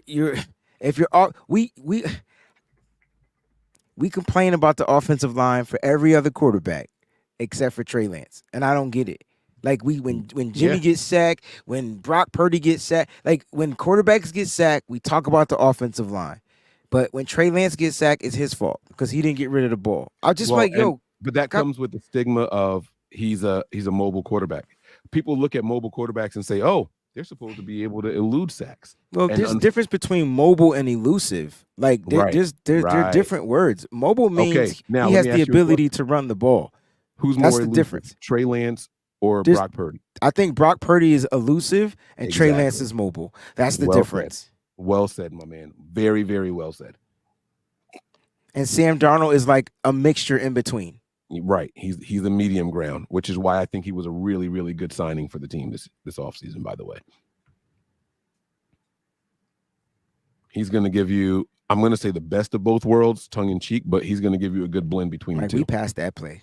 I know. I said I was going to let it just spin. So here we go. This is the same play again. Little play action. All right, we'll be done with this soon, guys. I promise. Boom! Great catch again by Dwelly. Dwelly had I think Dwelly had a solid game. All right, here we go. I agree with Chase and Bay's take about Purdy having max awareness in the pocket. You know, listen, man. You play football. That's something that you develop. I'm not knocking him. I'm not knocking, but Trey. Tony said earlier in the show, this kid just hasn't played football. And I think Kyle Shanahan, when you drafted him for the skills and the ability that you feel that you can get this kid to a certain level. But his developmental time got put on halt when he got injured. And I didn't like this play by Lance. I felt like he had time to complete this pass. He did. Because the offensive line was good here. That was just an overthrow. But there were other reads. Let's see who was open. Let's see who was open. Go back to the other. The problem with this being other reads available is that you can't ignore the play design. Right? Well, I'm not ignoring the design, but it's a play action pass, and you got the guy right in the middle of the field, wide open. Connolly. Right. Yeah. Right. And so a lot of times when we look at film, we're thinking Madden mode, right? Like let me speak for myself. I am a very, very casual Madden player. So when I'm playing Madden and I'm dropping back, I don't even look at my quarterback. I'm looking at the field to find the open guy, and I press that button, right? If I want to bullet it in, I hold the button down. If I want to lob it so he can keep running, I tap the button. I don't look and see what's going on around my quarterback. I'm not that good. But the truth of the matter is we can't think like Madden when playing this film, because the quarterback is a real person with real movements, and he has to set his feet in order to make certain throws. You know what I'm saying? So it to me, it becomes a little bit more than just, oh, well, who else was open? It was, what was he physically capable of doing? Boom. So you tell me, so right now, that ball should have been ripped. I'm with Tony. So like, that's why I said right here, Conley. Yes. Right. So what did I say? That was, I don't get it. You said Conley. The issue is but why didn't he throw it there? This is I don't trust what he sees, Mike. He don't. How the fuck can't you trust that he's wide open? But that's weird, Tony, because we've seen him hit these throws. Unless he's not seeing it. I mean, I don't know how you cannot see it. I think right now, I honest to God think he's looking right at him. Unless he's afraid. So right now, I'm sorry. This is the 17-yard line. This is the 30-yard line. There's 13 yards between defenders here, and he knows that Conley is coming into a break. So why don't you throw that ball? So right now, it looks like Conley ain't breaking quick enough to him in his mind, in Trey's mind and his processing. Conley's not breaking quick enough. Now I feel like they have the best rapport, because this is who Trey's guy is. But for some reason in this game, it wasn't on 100. So Okay. Go ahead. I don't want to cut you off. I thought you were done. Go ahead. So why doesn't he throw the ball? I don't know, but my only guess is he might not have felt that he was going to be at the spot where he was going to throw the ball. That's the only thing. Or he felt like he was going to hang the ball in the air, and then there's your safeties right there. Bingo. He doesn't trust his arm. No. This is his weakness. Nope. But we've seen him do this throw, Tony. That's what's killing me. The touchdown play, I thought that also. The touchdown play, which was deflected, tells me he trusts his arm. Yeah, because he was trying to fit that junk in a window. But right. The window didn't even exist, but he tried it. This is the thing. You just said the touchdown play. What's behind the end zone? Nothing. If he sails this ball, it's gone. It's not about sailing. Like, throw it to a spot then. Like, you. But Mike, I can't say this enough. You're going from Trey Lance's weakness. We started the show by saying he's a deep ball thrower. Yeah, he's not an intermediate guy. He's not intermediate. 32. He's not comfortable throwing the intermediate routes, This bro. is not him. I'm trying. Right. I opened the show saying we know strengths. We know his strengths. We know his weakness. He'll sail a ball 40 yards down the field and be pinpoint accurate. And he's been doing that in practice as in the well. middle of the field. So what happens? But again, he's got to do it. The game doesn't count. Exactly. And this is the problem what they're having with him. Terrible. This was fucking terrible. This is the problem. This is the problem, right? And I'm gonna explain to you. So right now he's not throwing it to him because he turned his head. Sorry, Tony. What? No, you're good. What does Kyle say? He wants a quarterback that sees it the way he does. Trey don't see it the way he does. Nah. He wants a quarterback that trusts the system. Kyle, that's what I mean. He sees it the way he does. So if Kyle was a quarterback, he would have ripped that ball. Jimmy would have ripped that ball. Purdy would have ripped that ball. Well, that's Jimmy's wheelhouse. So you got to remember all the plays that Kyle designed for Jimmy is this. This is Jimmy. This is the Jimmy moneymaker. Yeah. But that's my point. So why are you trying to force this quarterback to do those same type of plays? Because this quarterback also has to work in this system. You can't have they're not two mutually exclusive things. This quarterback and his skill set still has to work in this system. And it doesn't have to, Mike. Yes, it does. It does. It doesn't have to. Does. Yes, it does, because this is the system. But it doesn't have to. It does. That's my point. It doesn't have to be the system. I get what you're saying, but you're not getting what I'm saying. Like, if you're a great head coach, and the thing is, Trey Lance ain't the quarterback no more, so the system remains in place. But let's say if Trey Lance was the guy, he's going to continue to make these mistakes over and over again because that's where he struggles. And these are the mistakes that Trey Lance can't afford to make in year fucking 3. No, I don't care how much you like Trey Lance. I don't care how much you like his personal skill set. No. I let you talk. I'm saying we agree. Damn. Okay. I'm about to say. Okay, I'm sorry. I thought you were saying no, like you disagreed. I don't care how much Trey's skill set is what it is. That skill set has to evolve, and it has to come into conformity with whatever system he's in, with whatever offensive coordinator he's in. There is no excuse. This is college open. All of this space right here, you have to throw this ball. And I'm not telling you to throw it high. You could throw it into the dirt right here. Yeah, you can't throw it into the dirt. I'm saying that it can land right here. You got to give your receiver an opportunity to make that play, to cut that off. If Trey Lance doesn't recognize right now that this guy is heading this way, he should know the play design. He should know Conley is cutting across to the hashes. He has to know that. I don't think he doesn't know it. I just don't think he trusts his ability to do it. If he don't trust his ability to make this throw, this is 15 yards. This is a huge window. If he don't trust his ability to make this throw, you can't be the starting quarterback on this team. I'm sorry. I agree with that. I am a huge Trey Lance guy. But I agree with that. What I've been saying for the last 2.5 seasons. For 2.5 seasons, I've been saying it's Trey time. But again, he hasn't had the opportunity to do this over and over again. So you're saying year 3, he should be able to make this throw, which I agree with. But year 3 is still year 1 to him, Mike.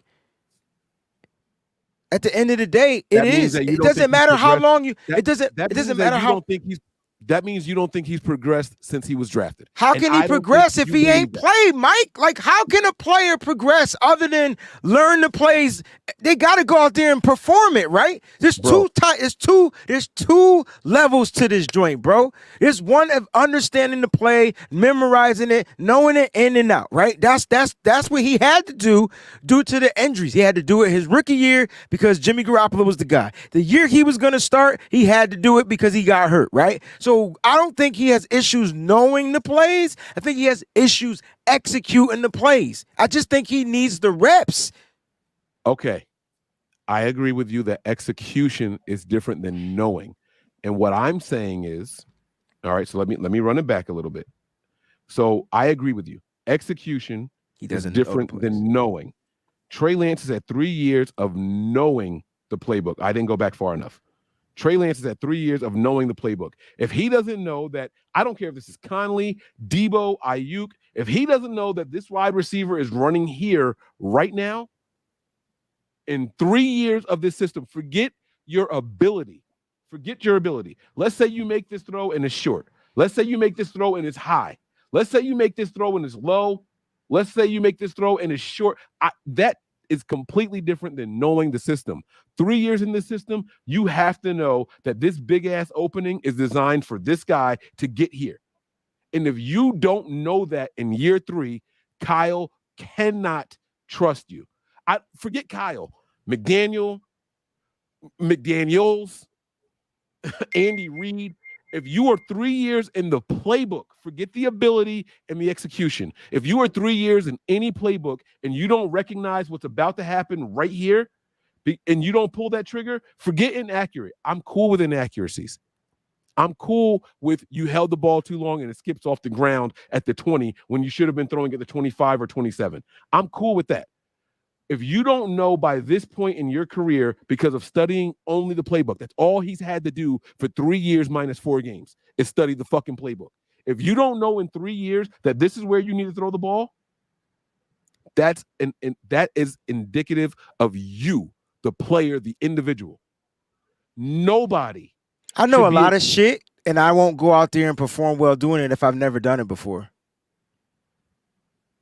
Okay. That ain't on me. That's just my it's called fucking nerves. Don't act like you don't get them. So you can't say that's not on you. That is on you. It's not on me. I know the shit. I know a lot of shit. But now I gotta figure out how to put what I know and make sure I don't fuck up. So there's a lot of stuff in that. I don't know if he didn't know this. We don't know if he didn't know this. The only thing he didn't do was what we say he should have did in hindsight, right? Because we don't know, what he was told to do, what his read was supposed to be. We're just going off of, damn, why don't you hit Conley? He's right there. That's the read. What if that wasn't the read? If that wasn't the read, it should have been. God damn, he came in right. That's my point, bro. Where's the protection right here?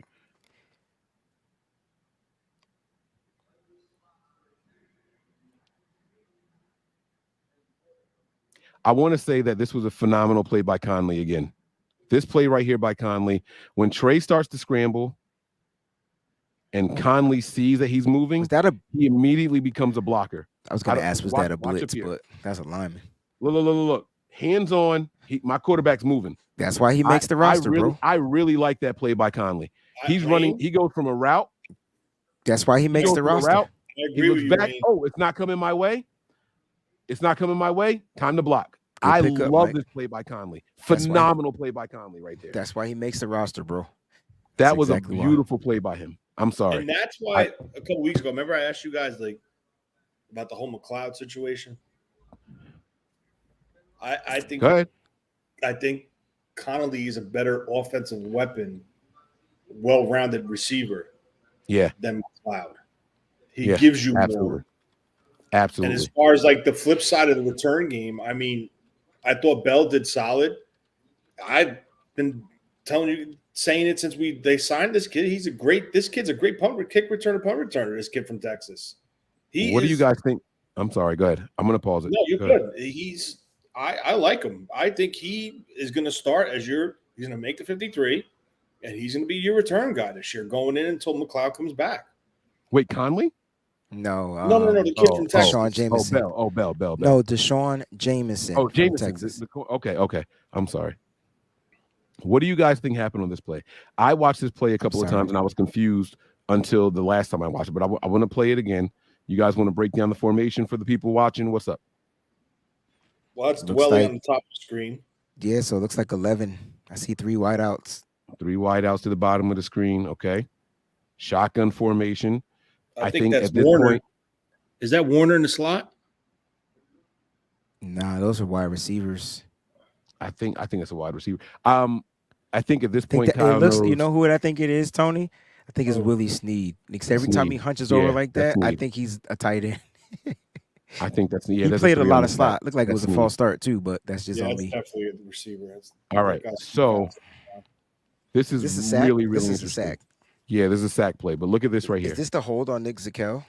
Yeah, they actually threw a flag. Yep, this is the hold play. And Trey thought he could get away.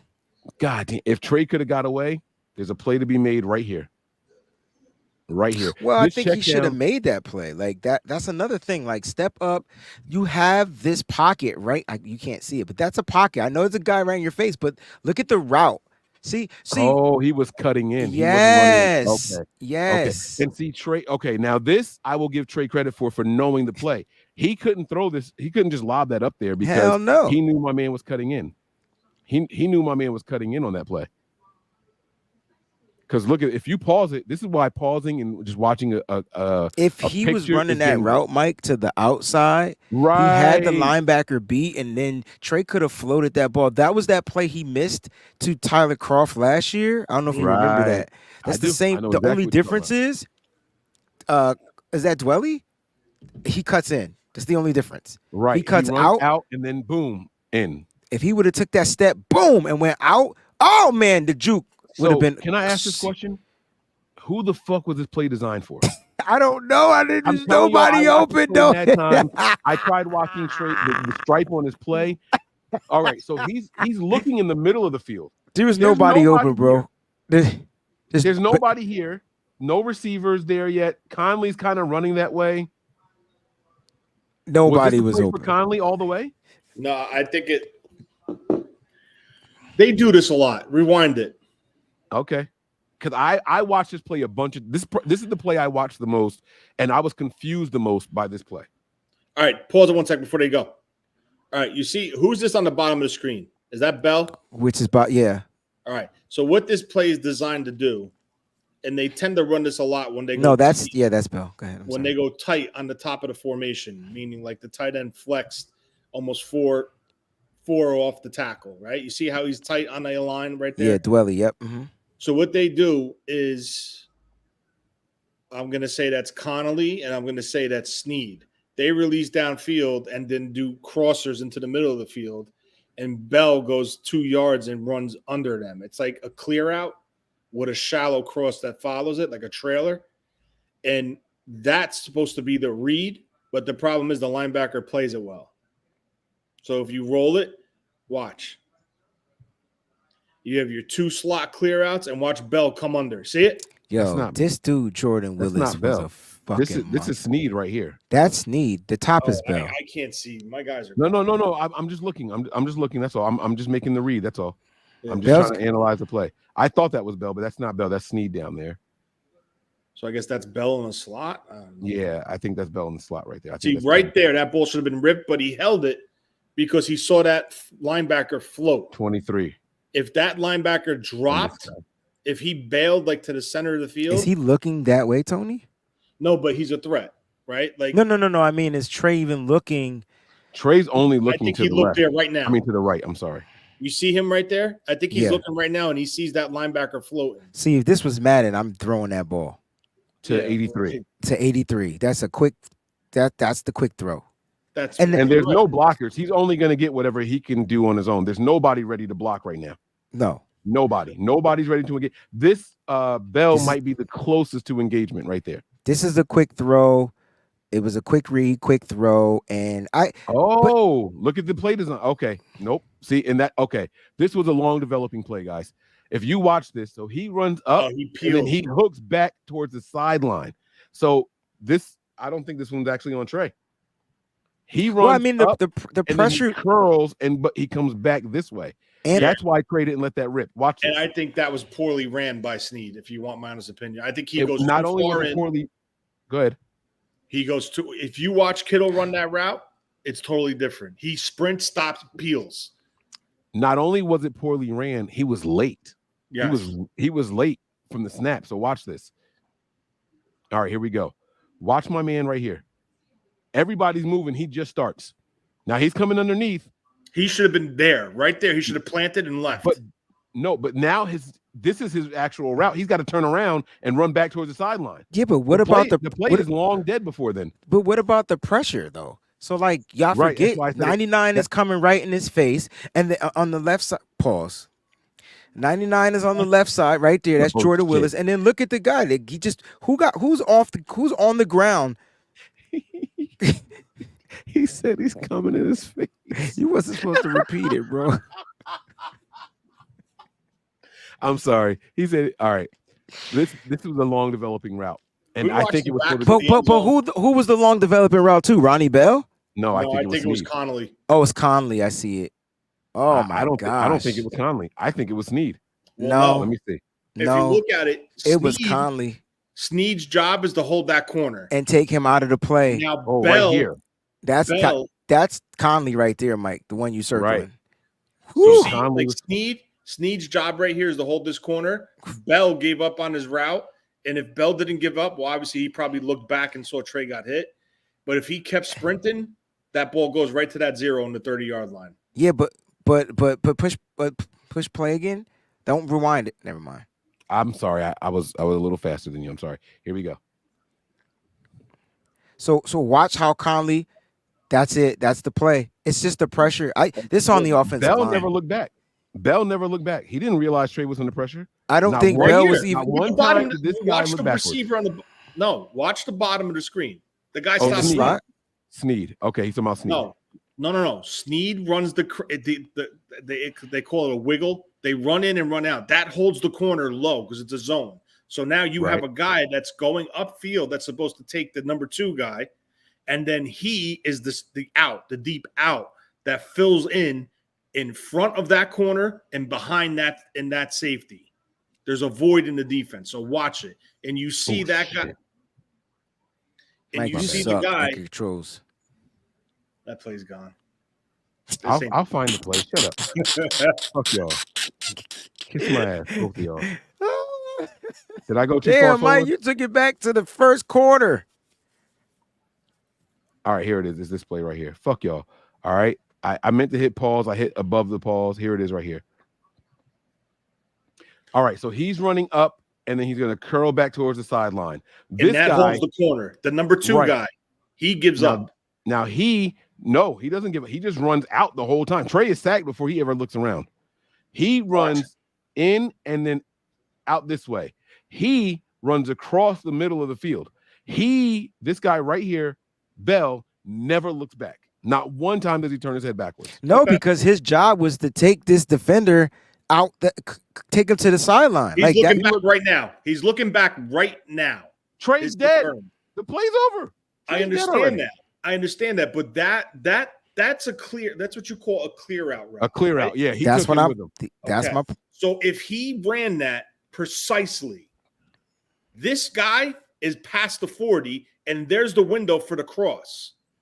Yeah, but Trey didn't have the time to throw it, bro. No. Right. I'm not talking about Trey. Yeah. I'm talking about the design of the play. The design of the play, yeah. Well, yeah. Well, we all said that it's supposed to go. Even if he doesn't do that, Tony. Oh man, I wonder why. Yeah, Tony's right. Conley upset that play didn't get to happen. If you look at Conley at the end of his route, he was frustrated. But I think like, oh my God, watch at the end of this route. Look, boom. He knows he's got him beat, but the play is dead before it gets started. And look. Oh my God, I was open. Tony's right that Bell didn't run the route fast enough and deep enough. That's the problem. And if my man gets his ass off the grid, who the fuck is that? That's what I was telling you, bro. That's 51. Jason Poe. He got Poe'd.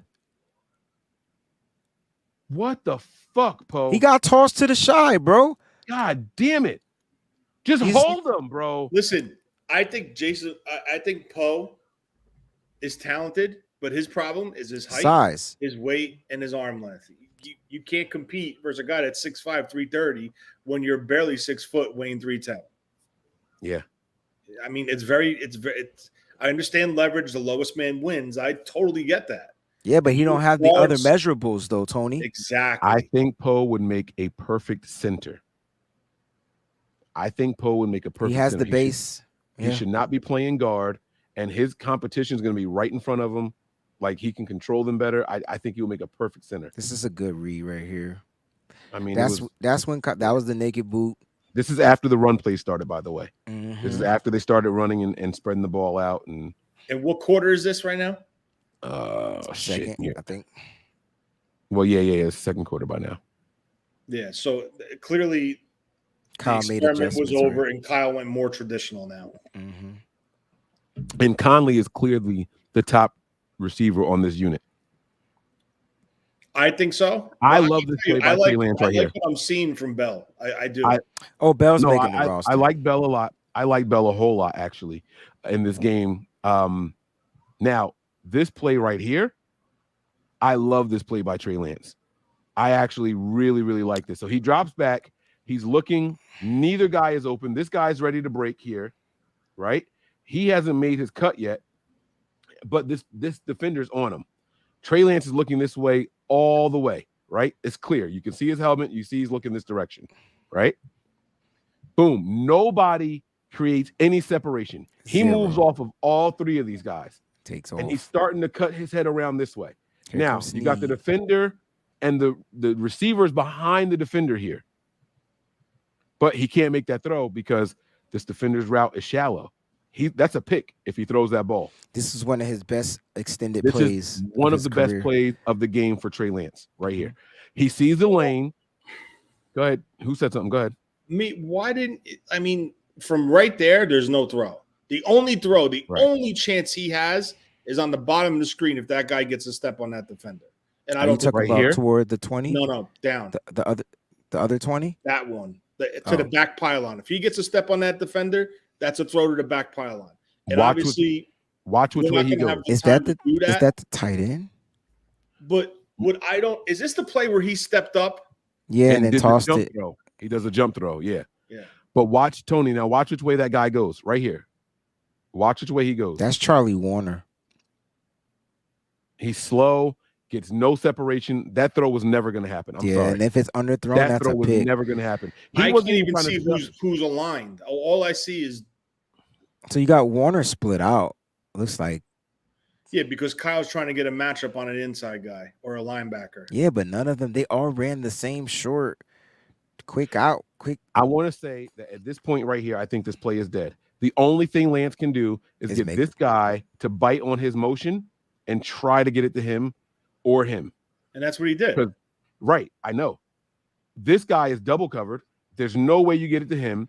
You're not coming all the way across your body to either of these guys. So these are your only two viable options other than scrambling. And if you look at where the line of scrimmage is, I love what he did. He pulls up at the very last second. His front foot, when he makes his throw, is above the line of scrimmage. This was beautiful field awareness. This was great quarterback IQ to know exactly where he was to complete this throw. I love this play by Trey Lance. I think it's his best play. Yeah, look at this. That foot is above the line of scrimmage. That back foot is not, and he knew he can get that throw right there. And this guy is biting this way. I love this play by Trey Lance. So I see a lot on this play. A couple things. All right, I'll run it back. You could leave it where it is, but okay. I mean, I'm sorry. You got the quarterback. You mentioned the awareness. Let's talk about the touch on the pass because that's another thing. Sir. That's another place where he struggles, right? And so this is a Patrick Mahomes type play. I know it's a little flip, but it's not hard, and it's easy for the wide receiver to grab it and make a play on it. So this is Trey making plays, like, getting out the pocket. Pocket was. You know what? Go ahead. I'm sorry. I'll pause it. Go ahead. No, you got it. Getting out the pocket and what? I was saying it's just him using his quarterback awareness, like you said. So there's attributes there. It's just those first 3 drives, it only makes sense that Kyle was evaluating his weaknesses, trying to Yeah. see if he can learn. It's a test.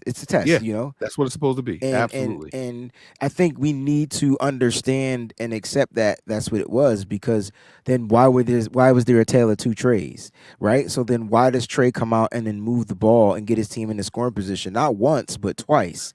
You know, I would say on that, if people, we're gonna get to that play, but we'll on get that on that 4th and 2. Whether Trey was supposed to keep the ball or not doesn't matter. Like, I still feel Fumagalli needed to chip the defensive end. Like, at the end of the day, that's his first assignment, and he goes straight for the linebacker. So the defensive end goes untouched. The 4th and 2 doesn't get converted. Now, if you want to say that Trey was supposed to keep it because he's supposed to read the end because it was a quarterback, you know, his own read, whatever you want to call it now, fine. But at the end of the day, we'll get to that. But I thought Trey adapted, he got comfortable, and he adjusted. I mean, he finished the game, in my opinion, well. He just started the game shaky. And one thing that we don't take into account with Trey's development as the game went on was the coaching that took place on the sideline. We don't know if Kyle said, hey, trust the system. Come on. I understand the first 3 drives didn't work out in our favor, but you got to trust what you see. Right, we don't know the coaching that was going on the sideline, and both of the quarterbacks that spoke at the podium after the game, Lance and Darnold, were asked about the communication between the 4 of them, and they said we have great communication. We all come together and say what they saw and what they thought. You know, blah blah blah blah blah. We don't know the coaching, the communication that happens on the sideline. What I like about this play is before the snap even happens, I'm talking about with Trey in particular. Before the snap even happens, he's already looking to the left. He is making a clear read here, right? You have this guy, this defender at the top of the screen, facing the opposite direction of where Trey Lance is looking. He's looking left the whole way. This is a terrible snap. It goes over his right shoulder. He has the wherewithal to reach up and grab the ball and then get back to where he's supposed to be looking. I can't tell you how many times I've seen a quarterback in a live game, veteran, rookie, everything in between, when the ball is high and to the right, their eyes do this. They go up and they look at the ball. They follow the ball to make sure they bring it in. Watch what Trey does. Sounds simple, but look at this. He doesn't even look the ball in all the way. He catches the ball, and he's already getting back to the left. Did you see that? Small shit like this makes a big difference in the game, especially in an important game. Nothing. This is what I liked about here also. After he realized that his first read, whoever it was on the left side, I still don't know who it was supposed to be on the left side. After he realized the first read wasn't there, he sees my man come off the edge of the screen here. If he can get inside of him, if he can get here, he can rip that ball. He realized that this guy stops right behind him. He didn't keep going over. He stopped right behind him. Look at this. That's Snead, right? So he's looking hard to the left. Boom, it's Snead there. He's looking at Snead. Snead is done. He doesn't even get to the outside. If Snead got here or looked like he was going to run that route out here, I think he would have ripped that ball. He doesn't. Trey takes off. Right, so he made the right play. Like, that's the awareness. And then he let this guy bite on him, and I can get it back to Snead. Look at that. I thought this was a phenomenal throw.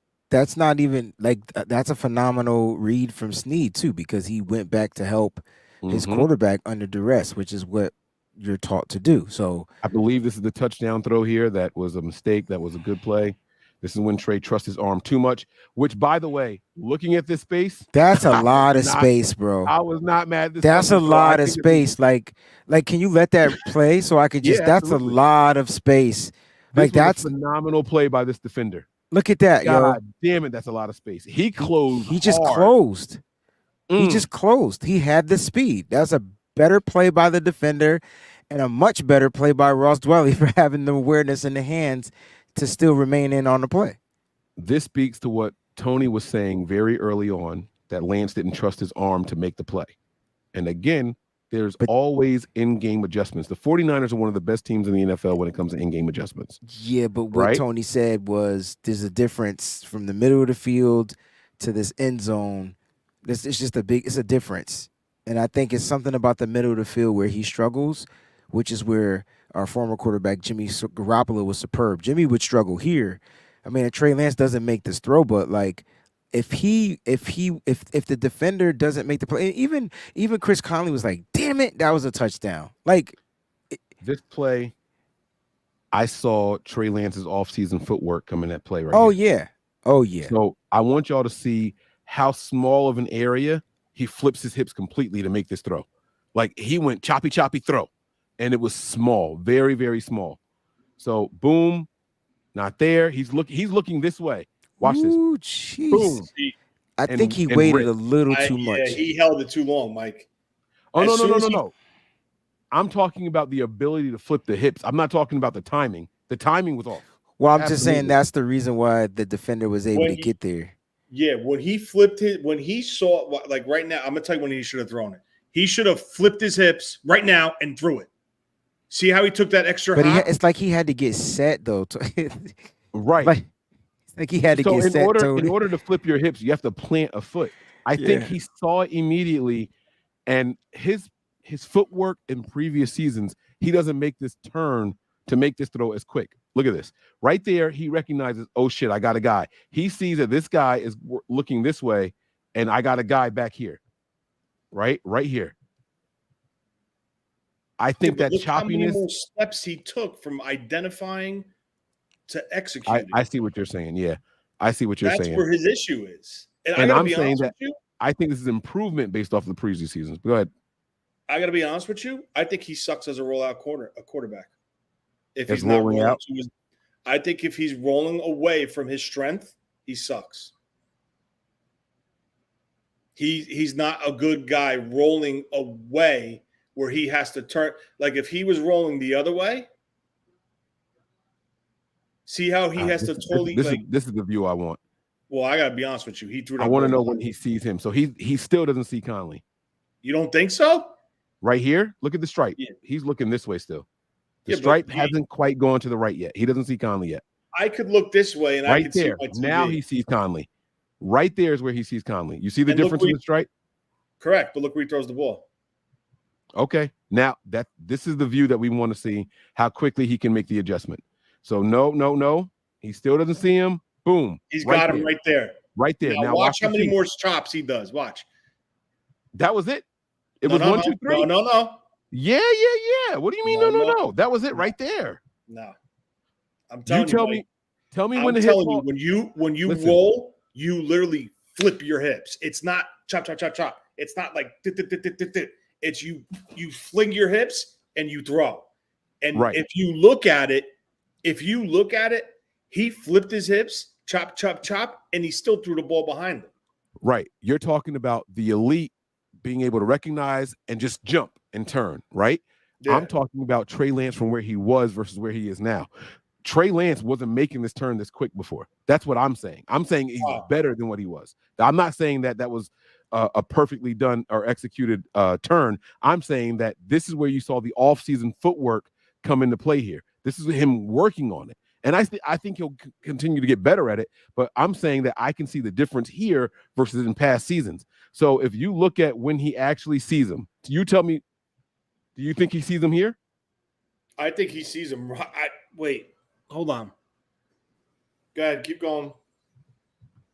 Right there. He sees him right now. I think he saw it like before that step. Okay, now watch. Boom, boom, boom. He stopped momentum and tried to get the throw in there. And you can tell he wanted to throw it in front of him. He threw it behind him, though. He wanted that spot. Like, I don't know. Go ahead. Go. You guys can talk. I don't know. And we don't have to break down every single one of these plays. I think we've dissected it enough. This is when he starts to get comfortable. He should have let that one rip right there. I did not like that he didn't let this one go. I thought he had the space. I thought he had the footwork. I thought he had the read. There's no reason to not let this one go right there. That ball should have come out. No need for another hitch. No need for another step. I didn't like that play right there by Trey Lance. And I got to be honest with you, right? That had the protection. Boom, throw. That should have. Oh, never mind. That throws to a spot. He could have even nailed the guy on the crosser. This was the first read, but he hadn't made the cut yet. That's why. Look at the center of the field. Look at the center of the field. Yeah, the shorter route. Yeah. Yeah. That's not good. I mean, let's see if there's any issues in the back. Flips, looks Steps left, up. steps up. I like that. Go. He's good so far. But Why are you like you could see it? Like, go rewind that. If you look, you see. Yeah, that one was on Trey Lance, guys. Yeah, this one was on Lance. Freeze it 1 second. I want you to pause it. You see on your border, Mike, where it says nothing but Niners up top? I'm not looking at your screen. I can't. Oh, you can't see the top. No, because I have to stay on the YouTube page. All right. Can you see the label where it says 49ers Trey Lance every drop back? Up here. Do you see that? Keep your eyes on 2023 in preseason. Okay. So you talk. Keep your eyes. The logo. Right in that logo. Keep your eye. You're going to see someone running wide open with a corner behind them. That's Bell. Watch. All right, fucking. It's all right. I'll do the all 22. I'll run it back more. Bell right there. You see that? That's where he's got to launch it. He's got to rip it there. But that wasn't okay. I disagree, Tony. I think that was just one of his reads. I think he should have ripped it to Chris Conley going toward out of bounds. Yes. Well, no, I agree. He could have made any throw, like either one. But those one of them he has to rip it. Yes. We both agree with that. He's got to decide, lock, commit, and let it rip, and that's his issue. I think there's a mental block where he doesn't commit on what he's seeing, and he doesn't commit on letting it rip. It's Tony. That's because he hasn't played football, bro.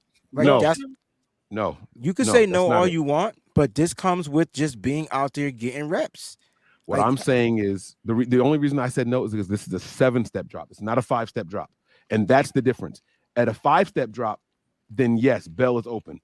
This is a 7-step drop. Those extra 2 steps make a difference because now Conley's supposed to be in his break. He's past his guy, so he should have thrown it to Conley. Let me be very clear what I'm saying. Yep. So both of you are right what you're saying.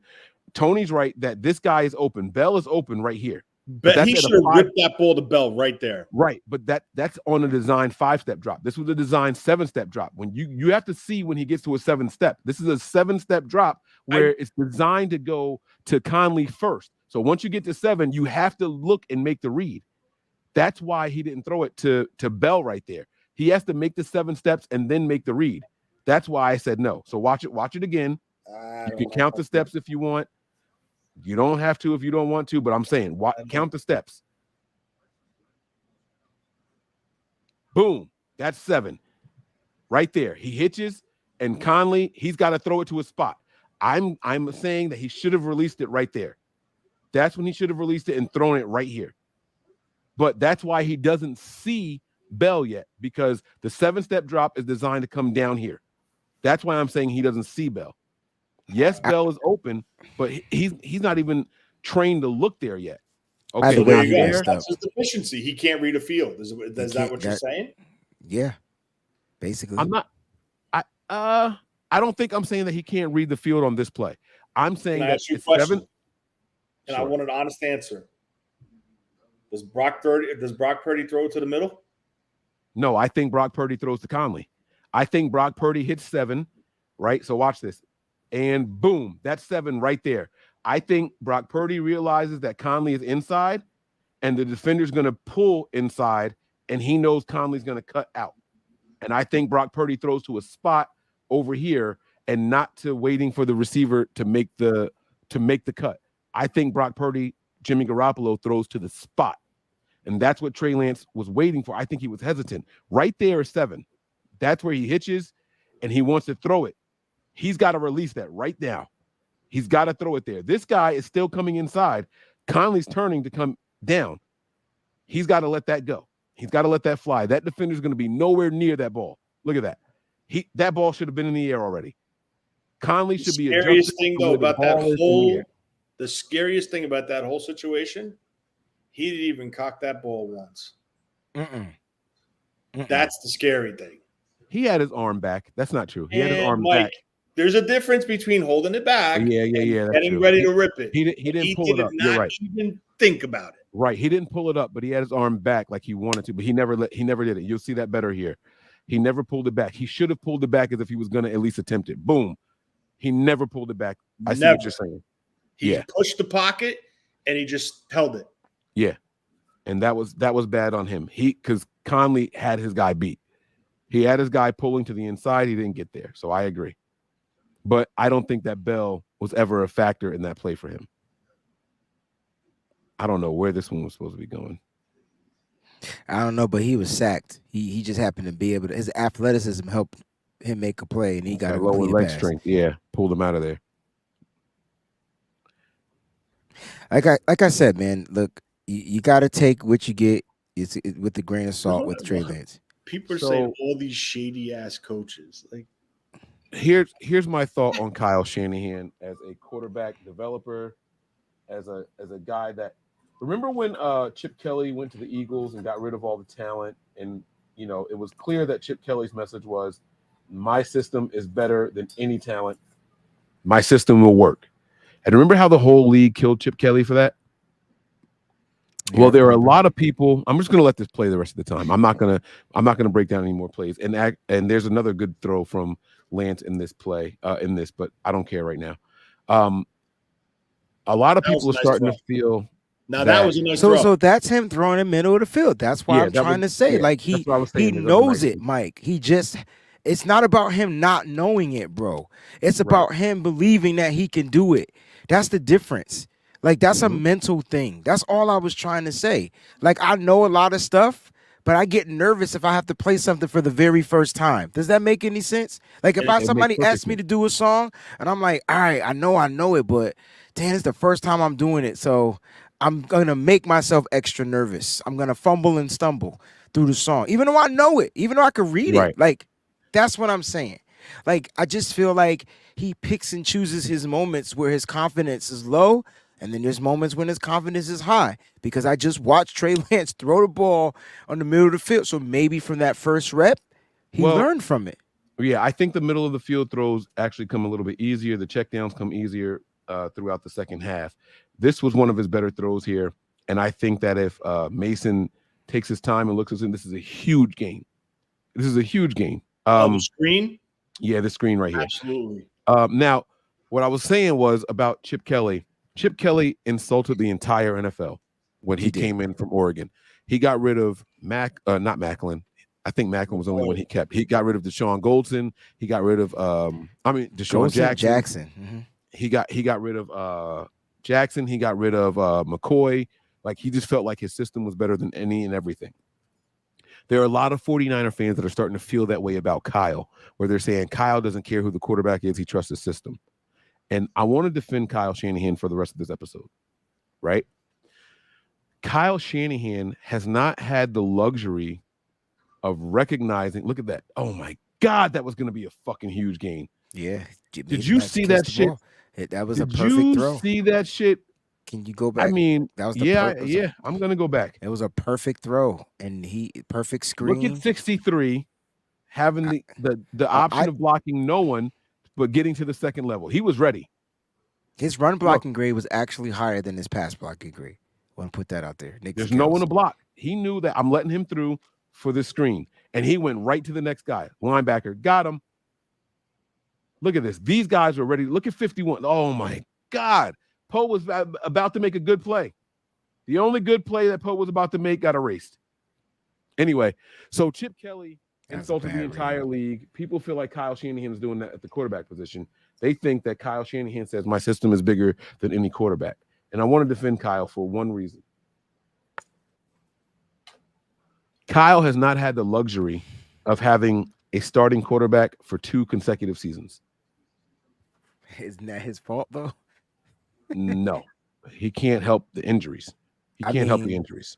I mean, that's why everybody's complaining about. I mean, Kyle also doesn't necessarily invest in an offensive line like some of these other coaches do, right? So, like, at the end of the day, which I think I understand why, Mike, not to cut you off, but like it's the left tackle, and then I'm gonna make it work with everybody else. Like, that's kind of like Kyle Shanahan's thing or his MO, and so like everybody wants a better offensive line to give the quarterbacks more time to throw the ball. So therefore you get more injuries to these. Can I ask you a question then? And sure. I'm not disagreeing or agreeing yet.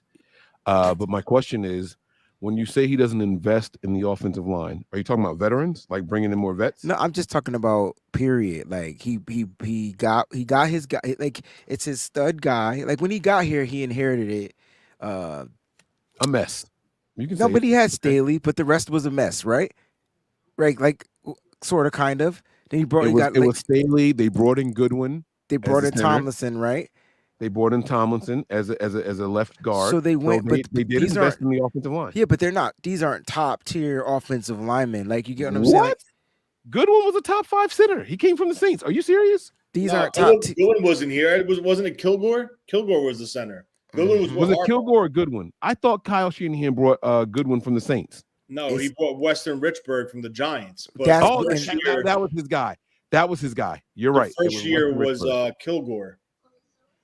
My point. You're right. It was Weston Richburg. I think but that was a big free agent signing, though. That was a big free agent signing. It was a big free agent signing because he was the type of center that fits this system.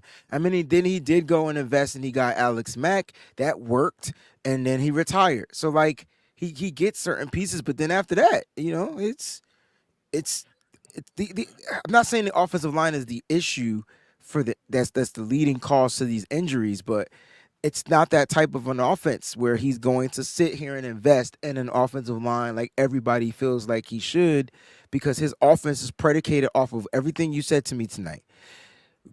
3-step drop, get the ball out of your hand quick, blah, blah, blah, blah, blah. Like this shouldn't be, you don't need a lot of time to block for that. And I think that is why we don't invest in the better offensive linemen. So these injuries happen to these quarterbacks. I'm not saying they're Kyle Shanahan's fault, but a lot of people feel like they are. We don't draft them. We don't invest. When Jimmy, has his big injury against Kansas City on a scramble, I don't blame the offensive line. That was just a freak accident, right? Trey Lance and his ankle injury happened in the pocket. If you want to say that was due to protection or lack of, that was in the pocket. I thought he was run. Yeah, he was running. Yeah, Trey Lance. Trey Lance's injury was on a design quarterback run. He got 3 yards and broke his ankle. I remember him going up the middle. I thought it was a broken down play. But all right, that's fine. I'll give that to y'all. I apologize. And it was because the center didn't miss. He missed his block too. And then Brock Purdy, because you said block. You said the center missed the block. Brock Purdy's injury was because he clutched the ball. He didn't release it when he was supposed to. Ooh, sounds familiar. So I'm saying Kyle's 1 for 3. Yeah, but the case. People are blaming Kyle. Well, you want to laugh? You know that play where you just said Conley was wide open? He wasn't? How the bottom guy held the bottom corner. The top guy was supposed to run straight down the field and take that safety out. Yes. That was the same exact play. The Super Bowl. No, the championship game. That's what I meant. Yeah. It was Ayuk running around. But and he held the ball to get the ball down the field. We're talking about the second sack of the game. Where I'm talking about in this game. It was the second sack on Trey Lance where he was trying to rip the ball. That's that explosive play. I'm telling you. Here's why I want to defend Kyle. We're going to defend Kyle. I'm sorry. It's cool. It's all right. I want to too. Right. I want to defend Kyle with people saying that he doesn't appreciate the talent of a quarterback and he trusts his system only. Okay. Kyle has literally not had an opportunity to let someone grow within the system, right? He gets Jimmy, whether he wanted him or not. He inherits. They get Jimmy Garoppolo. Jimmy comes in for 5 games, plays the way he plays. They have to extend him because it was the last year of the contract, blah, blah, blah, blah, blah. He's stuck with Jimmy. He works with what he has, right? Jimmy had more injuries, never overcame the system, so he has to keep the system intact, right? Kyle then goes out and the team, and they go and get Trey Lance. That's, fast forward 3 years after that. Here comes Trey Lance, okay? Trey Lance is here. Trey Lance is not a finished product. I actually have a theory on why Trey Lance was the guy over Mac Jones, Justin Fields. Those guys came from systems. Those guys had experience. Trey Lance had, 13, 14 total games played in college, right?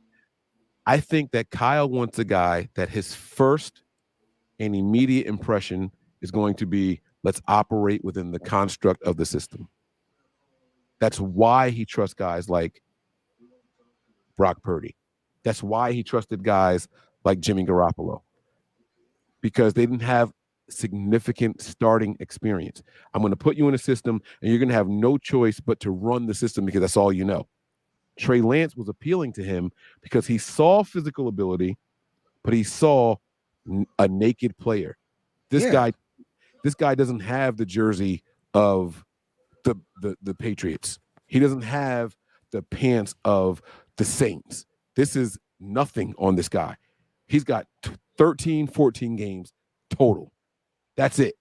I can make him what I want to make him. That's what he wanted to do. But because of the injuries that happen year after year, Kyle has never had the opportunity to take his system and then mold it around the skill set of a quarterback, because he's always had to plug somebody else in. I got Jimmy. Oh, Jimmy's hurt. Here comes Beathard. All right, Beathard, I'm going to work with you a little bit. Oh, Beathard sucks. Here comes Mullen. Go back to Jimmy. Super Bowl. Back to Jimmy. Oh, he's hurt. Here comes Trey Lance for a little bit. Oh, Jimmy's back again. Oh, back to Nick Mullen. Like it was little stuff like that was happening over and over. Oh, all right, we're gonna go all in on Trey Lance. Oh, he's hurt. Jimmy's back. Jimmy's hurt. Oh, here comes Brock Purdy. Kyle has never had time to develop a quarterback and then build around that quarterback. All Kyle knows in his 7-8 year tenure here as a 49er play caller and play designer, all he knows is I can't design around a quarterback because they're not here long enough. So I have to implement my system. They have to function in my system. No one has been able to stay and develop multiple seasons in my system. How can I build and design and scheme based off of the skill set of a quarterback if none of them are ever healthy? I'm not saying it's right. I'm not saying it's wrong. He hasn't been afforded that luxury since he's been the 49ers head coach and play designer. It hasn't been a luxury that he's afforded. Not my opinion. That is a fact. Hey, and so when people say he doesn't value talent, I challenge all of you guys. I personally think, can't prove it, but I think that the package they had assembled to trade up for the spot number 3 was really assembled for Deshaun Watson. But what happened was another allegation and another allegation, and it ended up being 20 plus allegations. And they said, there's no way we can bring this guy to this locker room. There is no way we can take what we were going to trade for Deshaun Watson and bring him here. So, no, Deshaun Watson's off the table. But then their brain trust gets together behind the scenes and say, hey, look, we're not going to move on him. We don't know when he's going to play again. We're in a win now mode right now. We're okay. We were trying to take that shot. He's not the guy. We're at 12. Or where were the Niners before the trade up? 12. Was it 15 or 12? It was 12, right? We're at 12. Hey, guys, I just got wind that there's a couple of teams in the top 5 that are willing to trade down. Well, we had this big package that we were going to put together for Deshaun Watson. What if we take some of that and move all the way up to 3? We keep some of those picks that we were going to give away for Watson. We don't have to give away any players. Let's see who's there.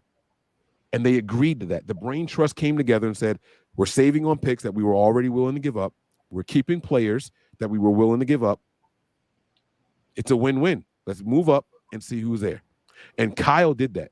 He went out, but he wanted to get a blank canvas. Don't give me a guy that's established. Don't give me a guy that's going to be stuck in ways already. I don't want to break anybody. I'm not going to say that because that could be looked at as racist. But I don't want to have to break bad habits. I want someone who doesn't have bad habits.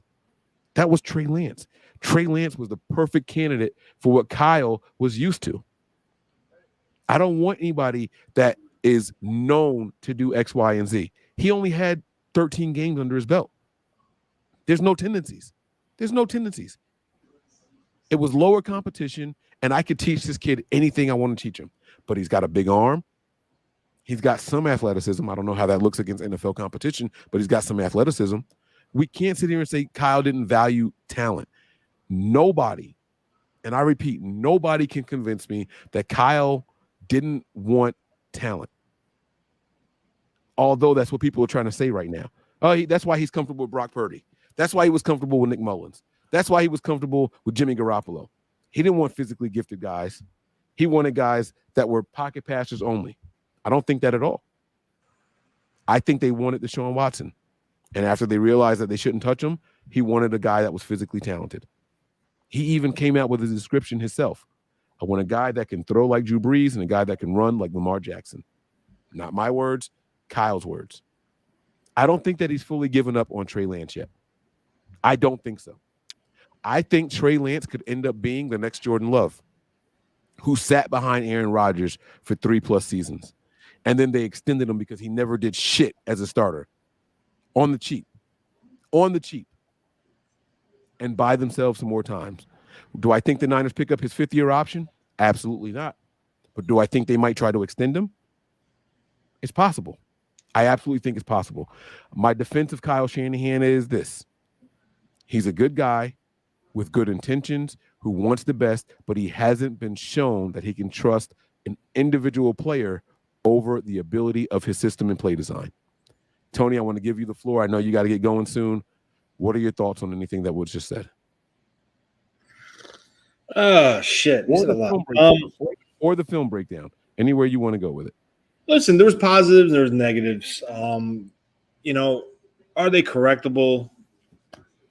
Sure, but it's got to come from within. It's not like it's a mechanic issue.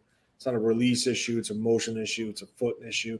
It's more like here, and that's something that he's going to have to get on, break through on his own.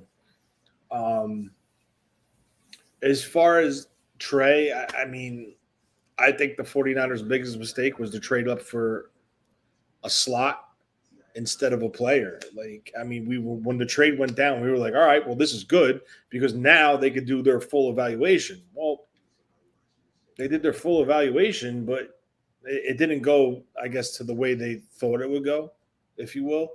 I was Justin Fields. I think, Mike, you were Justin Fields. Wayne, you were on Trey Lance from day one. Mm-hmm. I'm not saying Trey Lance is not talented. I think potentially, and that's the key word, I think he could be a successful quarterback in this league. But the problem is the consistency and the mental hurdles he has to get over. And Mick, cut the shit out. Kyle Shanahan is not racist. Yeah, cut this shit the fuck out. Kyle Shanahan is the only person that gave the thumbs up on Trey Lance. You're not trading up to spot number 3 and forcing Kyle to take anybody. Kyle was the one that wanted Trey Lance. This is my offense. This is my system. No one had to convince Kyle to take Trey Lance over Mac Jones. If he didn't like what he saw on film, Trey Lance wouldn't be here. Get the entire fuck out of here with this Kyle is racist bullshit. Sorry, Tony. Didn't mean to cut you off. No, he's been talking shit all night. So, it is what it is. You're always going to have one or two of those in here. But what the hell was I saying? Yeah, listen, the potential's there. It's just there's things that he has to overcome. And unfortunately, I honestly feel when it went down, we're like, great, this is going to be awesome. This is a great spot for him. We all had our different opinions. I thought he should have been the guy from day one because now we're in year 3 and it's still a question mark. And the main issue is this: reps. He needs to play. The problem with this is the way this roster is built financially, age. You can't put an unknown product in there. And I know that the flip side of it is, well, Brock only played in 7 games. Yes. But Brock also was 7-0. Brock also was battle tested in those 7-0, those 7 games or 8 game stretches, including Philly, before he got injured. So the way I look at it is from day one, there's no questions asked. Brock was the guy coming into this season. And I just think, the fan base was split. right? It was split with Jimmy Trey. Now it's Trey Brock. And I'm not saying I'm for it, but if they trade Trey, it's going to go Brock Sam, and it's always going to be something with the quarterback position until they finally say this is it, and it works out. Good. No, until they say we have a franchise quarterback. Yeah. Right now, Kyle's only comfortable naming a starter.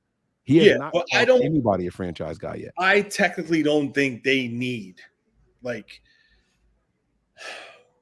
I don't think they need an Aaron Rodgers type guy. I don't. Do you think they want one, though? Huh? Do you think they want one, though? They might, but the way you built this roster, Mike, you can't have an Aaron Rodgers. You can't have a Patrick Mahomes. You can't. But in 2 years, you'll need, because at some point, all these top contracts, they're going to go. George Kittle, guarantee. George Kittle said it himself. Guarantees run out real soon. Correct. But George Kittle's guarantees, Debo's guarantees, once they're gone, those guys might not be coming back. That's when you'll need a franchise quarterback to uplift the rest of the talent, not the other way around.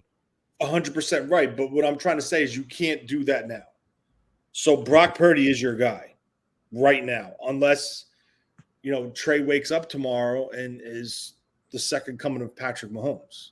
But I'm not saying he could never, but he's got mental hurdles he has to break. It's got to break before he could take that next step. There is an improvement from last year to this year, but now you have to continue to improve. The kid was put in a bad situation, all right? A Super Bowl contending team. You can't sit this kid 2-3 years and say, all right, we're going to go with him next. Oh, well, he got hurt, right? He had a bad game versus the Bears.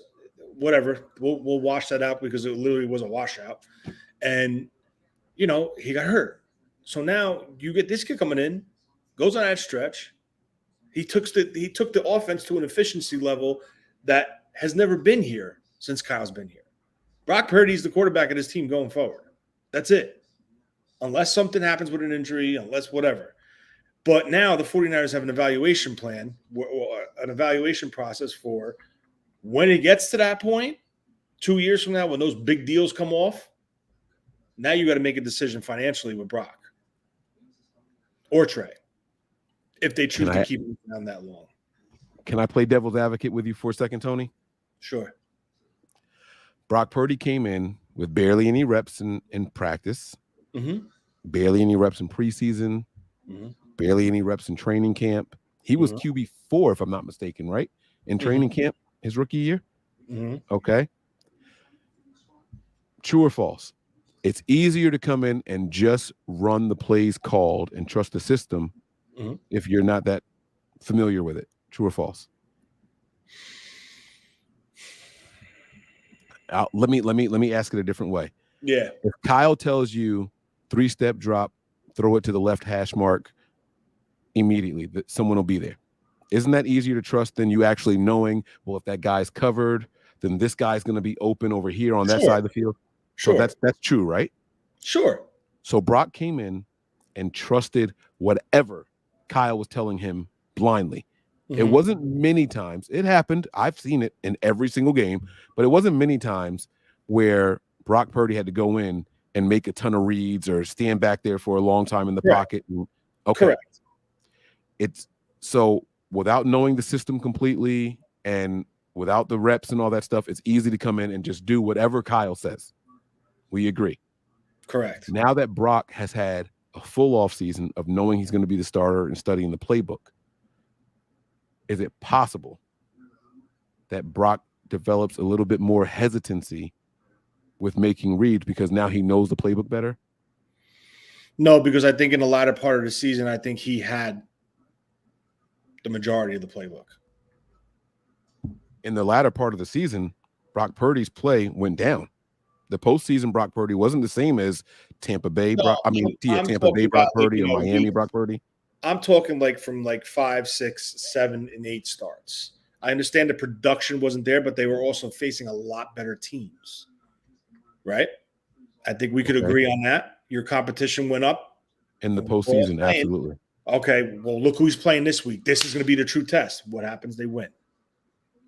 So The difference, in my opinion, is this, right? 4-year starter, two-year captain, benched, went through adversity, versus played teams, division, BCS, not FCS. Trey Lance, 1-year starter, sat for a year, minimal competition. Biggest competition, South Dakota State. Now, what I'm about to tell you is a lot of people that don't do digging during the draft process, they overlook this.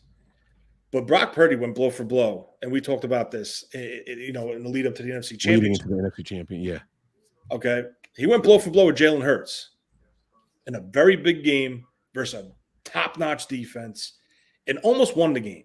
If not for a drop pass. Okay, yeah. So that, in my opinion, is the difference between Brock Purdy and Trey Lance. The experience, the NFL caliber defense he shredded and almost beat, and the quality quarterback that he went against. He faced adversity at Iowa State. He was benched, was a captain. He was actually benched twice. I just found that out. I thought it was only once. I thought it was once too, but he was benched twice. You're 100% right. Benched twice, fought through that, became the quarterback that he is. Chip on the shoulder because he's the last pick in the draft. I just think potentially Kyle believes in this kid, and this kid believes in Kyle. And Kyle's biggest thing is he wants somebody that could see the offense through his eyes. And that's what Brock Purdy does. And Brock Purdy has the it factor, right? We all agreed on here tonight. Trey's pocket presence was a little this game. Granted, poor protection. I am not saying the offensive line was good, but he needed it a couple times, and he showed it, how he stepped up, maneuvered, made a play with his legs, extended the play, dumped it off before he crossed the line of scrimmage. Great. We just need that more. You can't do 10 bad plays and then have that play and then go back to bad plays. The consistency. I just feel it's this offense took that step. Everyone said, oh, Kyle Shanahan he's only scoring 10, 18, 21 points a game, Well, you put a kid in that could run this offense and play within the structure of this offense and has that it factor, that confidence, the pocket awareness, and you saw it took off. It took off. There's no denying it. Statistically, that offense took that step. So that's why I just think I feel bad for him. I feel bad for Trey Lance. I think Trey Lance could be a good quarterback. But I don't think you should feel bad for him, though. I do, because this is really a complex offense, Mike. And it's a roster that needs to win now because age, contracts are all an issue. And I just don't feel that this is the right position to put him in with that type of pressure when you saw him perform the way he did. It's not often that a team with a Super Bowl caliber roster is drafting in the top 3. So I understand what you're saying. I completely get what you're saying. I mean, they were there for trade, don't forget. Right. But even still, you don't have a Super Bowl caliber roster picking in the top 15. They're normally picking in the late 20s, early 30s, coming off of an NFC Championship. You know what I'm saying? You can right. Exactly. So, let me be very clear what I'm saying. I am going to give you a little pushback. I know you got to go, but I don't want to say it after you leave. You don't have to rebut. Mm-hmm. If you want to rebut, you can. Mm-hmm. I am not in on the Brock Purdy has the it factor. And it goes back to what I just said to you. The it factor, to me, is overcoming the system or operating in the system so well that you're that good. I think Brock Purdy kind of operated within the system by default because he literally didn't know any better. And so don't take it as a knock on Brock. I think that when you get more knowledge of the system in your head, it's easier to make more mistakes because then you can start overthinking. Then you can start thinking, oh, the first read isn't there, or it's not an easy throw for the first read. Let me check my second read, as opposed to, I don't know much about the system. Let me throw it to the first read. Yeah, I see. And so I think the trust in the first read and the trust in the system for Brock kind of happened by default. I'm not saying he doesn't have it. I think that with more knowledge of the system, it can become a little skewed. And I think Trey Lance is overthinking due to his in-depth knowledge of the system versus Brock not being able to overthink because he didn't know the system. See, I see the if factor is different than you. You're seeing the if factor of understanding and knowing what is transpiring on every play, play in and play out. I see the if factor as being down 14 versus Las Vegas and going blow for blow, answering every call. It was 10, but cool. I thought it was 14. We were never down 2 touchdowns against the Raiders.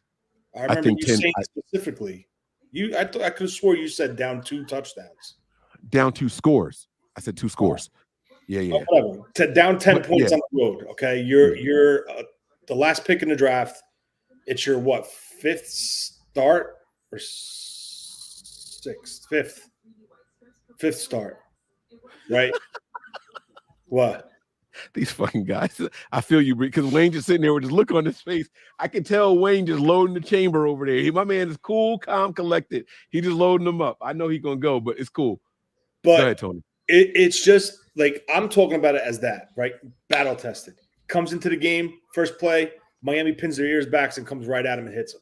First snap of the game versus Tampa Bay, they crack him right in his face. He bounced right back and punches it right in. That's the it factor I'm talking about, meaning he doesn't get shattered. He's mental strong. His IQ is high. The one downside of him was that stupid bailout left rollout he would do that teams caught on to, but you saw him adjust, right? Right. You saw him toward the latter part of the year stepping up in that pocket and then making a throw or making a run or picking up a run. It's just those are the things like I look at as far as the it factor, because he could have folded versus the Raiders down 10-0. All right. He could have folded the minute he got cracked in the face by Tampa Bay on that first play where who's that defensive coordinator? Their coach. God. Tampa Bay. Are you talking about what's the guy's name? The black dude. Wayne, help me out. Tampa Bay. You know who it is. God damn it, what's his name? Wayne being a dick. He's a blitz happy dude. He's a blitz happy dude. But anyway, they blitzed in the first play. He cracked him right on the side of the head. Like things, that's when I say it, that's what I'm talking about. Like he bounces back. He takes the blows. He takes like Todd Bowles. Thank you. Bowles, yes, Bowles. God damn it, I couldn't think of it. Like he has that part of the game, right? Where some guys would just fold like a lawn chair. So I don't know. I just feel I'm not saying this kid's going to be a 400 plus 4 touchdown a game, 5,000 yard thrower. I'm not. I just think this is what Kyle needs for this system to execute with what we have around him. Because remember, he brought in guys that are deadly after the catch. So what does that tell you? Get the ball out quick. Let those guys do what they need to do. But he also brought in guys like Danny Gray who are deadly downfield. And that was not a part of Brock Purdy's wheelhouse. I think that's going to change this year. See, now that's where I hope you're right. I want to see that kind of growth. But based off of all the training camp reports and practice reports, that's not in Brock's wheelhouse still. But that doesn't mean he can't get there. That doesn't mean he can't get I'm saying Gray as a receiver. That ain't in his wheelhouse neither. They're saying he's running crossers and stuff. He running them, but he's still not getting open. He's got to learn to run them if Brock Purdy's a guy. So that you know what, guys, that should have been the biggest indicator that this was never a quarterback competition for the first spot. Is that they emphasize all the practice reports, Danny Gray running short and intermediate routes. You would think, why is the burner learning to do these things other than, rounding out his skill set, right? But we should have known from the rip, right? If Danny Gray is being told to work on these things, it's Brock Purdy, because downfield ain't his thing. And even I knew it was Brock Purdy when they say he was the leader in the fucking clubhouse. It don't mean nothing to you, but it meant everything to me. You take it for what it mean. I knew exactly what the freak they was talking about. And I knew, I ain't going to talk about the injury, but I knew he would be back. Let's just say that. Wayne, I want you to hold off for like just 2 more seconds. Tony, did you have any other final thoughts? I know you got to get going. Wayne and I will finish up for you. Any other final thoughts before we let you go, man? I know you got to get going. Go ahead. I'm just going to be quiet. I got like 5 more minutes. I'm going to be quiet. I'll just listen to okay. you. Okay, cool. I wasn't trying to cut you off. I wanted to make sure you got all your thoughts out. Wayne, you've been looking like you want to unleash, my man. Like I want you to not hold back. I want you to speak your mind. There's nothing really much to say. No bullshit. There's not. I see. There's no bullshit. There's really nothing to say. We It's time we accept Brock is the guy and we move forward. As far as Trey Lance, I just don't see him ever developing like we want him to, like you want him to, like Tony wants him to, if he's not going to get reps in order to develop. The only way you can really develop is playing the game.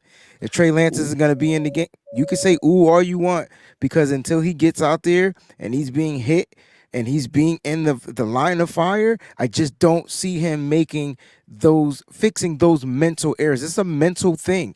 You want to know I know I know I correlate everything to me being a musician, but people probably don't know why I go hard for Trey Lance. So let me explain this. So me growing up as a church musician, I was never one of the greatest, right? I learned under one of the greats, but that person never really had much time for me. So I had to teach myself. I had to figure out how to make myself better. So I had to learn from all different peoples around and kind of like take bits and pieces of their style.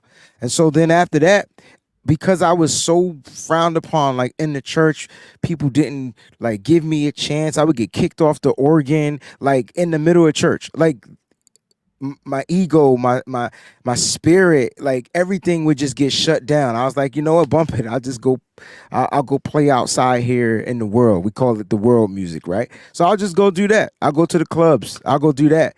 And guess what? Wasn't one of the greats in that, because all of a sudden here come everybody trying to kick me out of that. But you know what I did? Like I had to put myself in the fire. I had to find my own instructors and people that I could learn under so I could get better. I had to do this on my own. Nobody was going to do it for me. And so me putting myself in the fire is kind of like what helped me get to where I am. Now I'm one of the baddest musicians in the world. And so at this point, it's like I know a lot of music because I've forced myself to get into something. With Trey Lance situation, the thing that makes it different is he can't force himself into this offense because it's somebody else's offense. So at this point, there's no point of really talking about it. We can evaluate his play. We can say if he got better. We can say if he got worse. We could talk about what he needs to work on. But I just don't see Trey Lance getting an opportunity unless somebody gets injured. And that's fine because that's when people get opportunities, right? When they get injured. But Trey Lance won't have the opportunity to beat out a guy like Brock Purdy if Brock Purdy is that dude. And so, like, I'm cool with it. I fucking accept that. Like, it's okay with me. I don't have issues with Brock Purdy. At the end of the day, I just want to win. I don't think people realize that I want to go to the parade and be on the fucking float and go to jail. Like, that's all I want. I'm willing to go to jail for one day in my life because I am going to see the 49ers win. I promise that. I don't care if I'm 70 years old, it's going to happen. But my point is, Trey just got to keep grinding. And I know he's not watching this show. I know he's not. But whoa. Don't disrespect nothing but Niners or yourself. First of all, I'm not disrespecting it, but the motherfucker is asleep because he's in the bed where I should be right now. So I know he's not watching it. No, I don't care. He should be. He's over there. He watching the fucking show. He not watching the show. He need to be watching the damn playbook because Mike said he don't know how he's supposed to throw to the middle of the field because he don't know. Like, so that's what he need to be doing. Wow, Mike said that? That was you just didn't say me, that? Huh? Yeah, that was you the only person. Yeah, it wasn't Tony. If you don't get, my point is this, yo. Like, it's us, it's national media, it's Trey, it's this, it's that.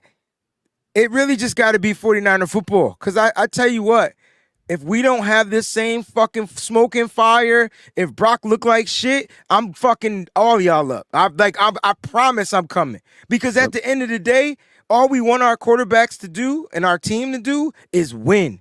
And we need to just find ways to be consistent. I'm challenging everybody. Let's just be consistent on this situation. You can evaluate, you can constructively criticize, you can talk shit, you can do whatever it is you want. Just keep it consistent. But when it comes to this quarterback thing, bro, I'm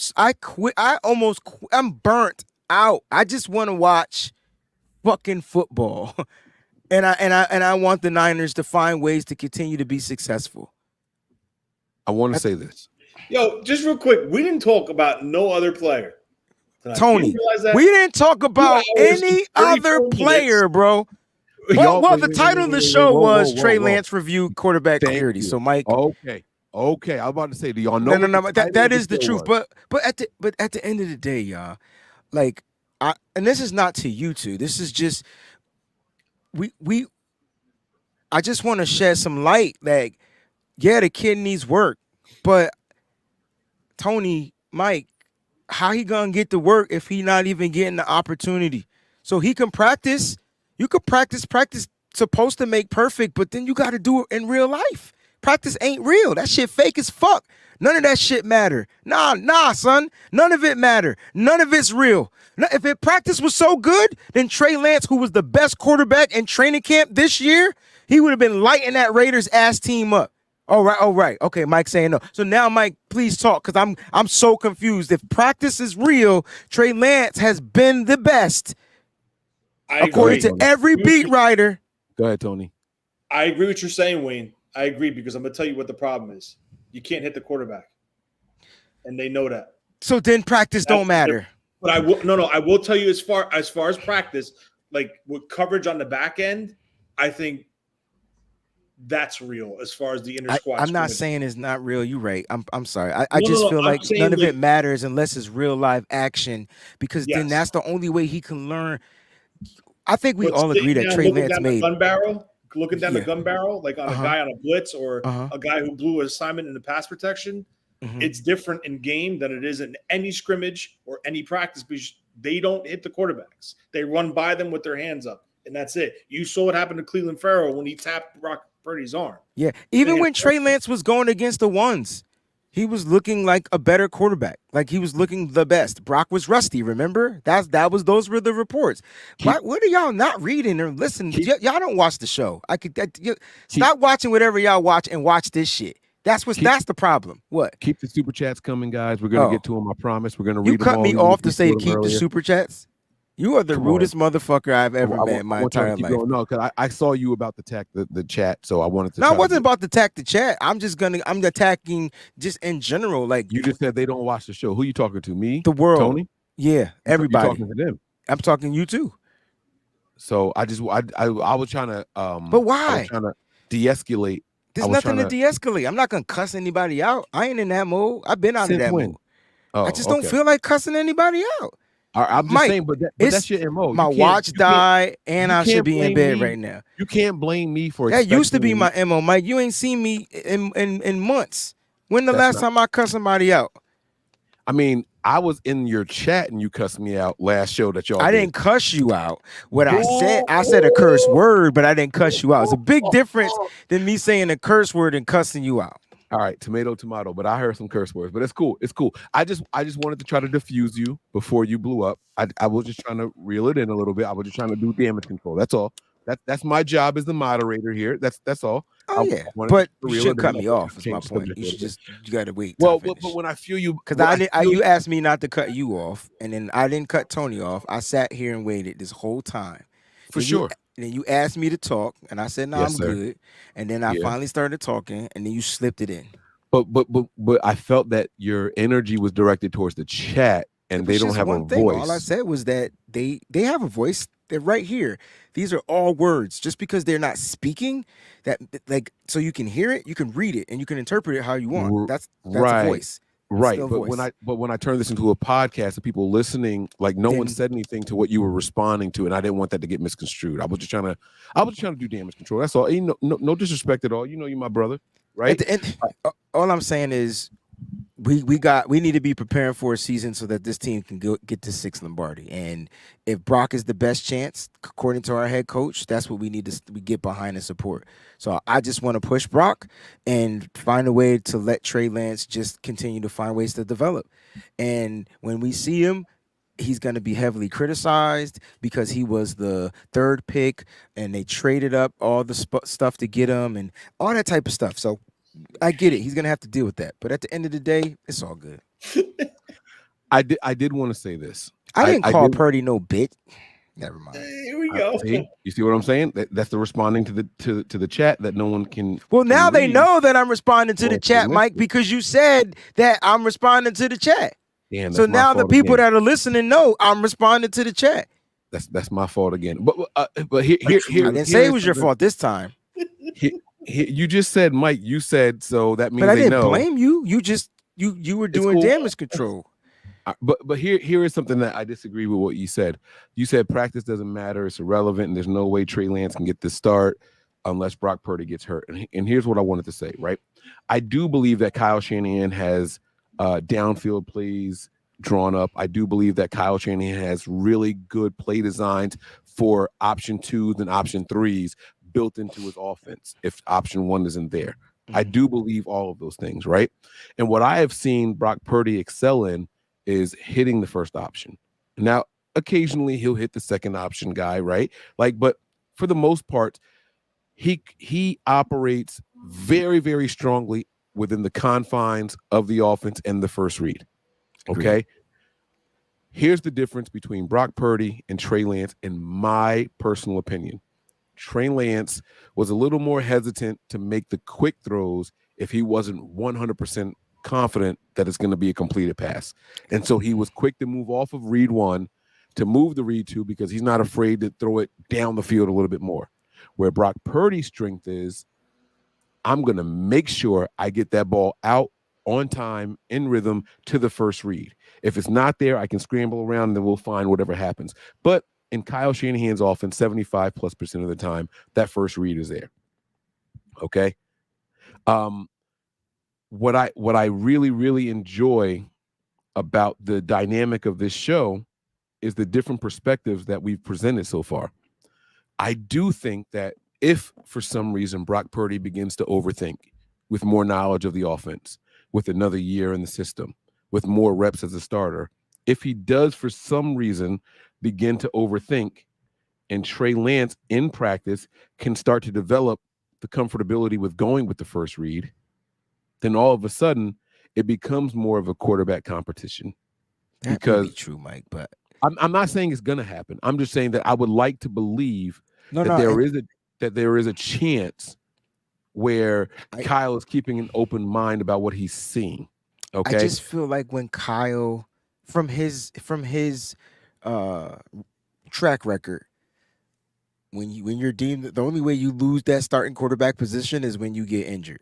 Yes. And so maybe what you said, like in his head, he might be keeping some type of tally, but that's just him saying, like, all right, if something is to happen, cool. We got Trey, we got Sam. I'm with you. You said something earlier in the show that you don't think Kyle will move on from Trey Lance. I don't think so either.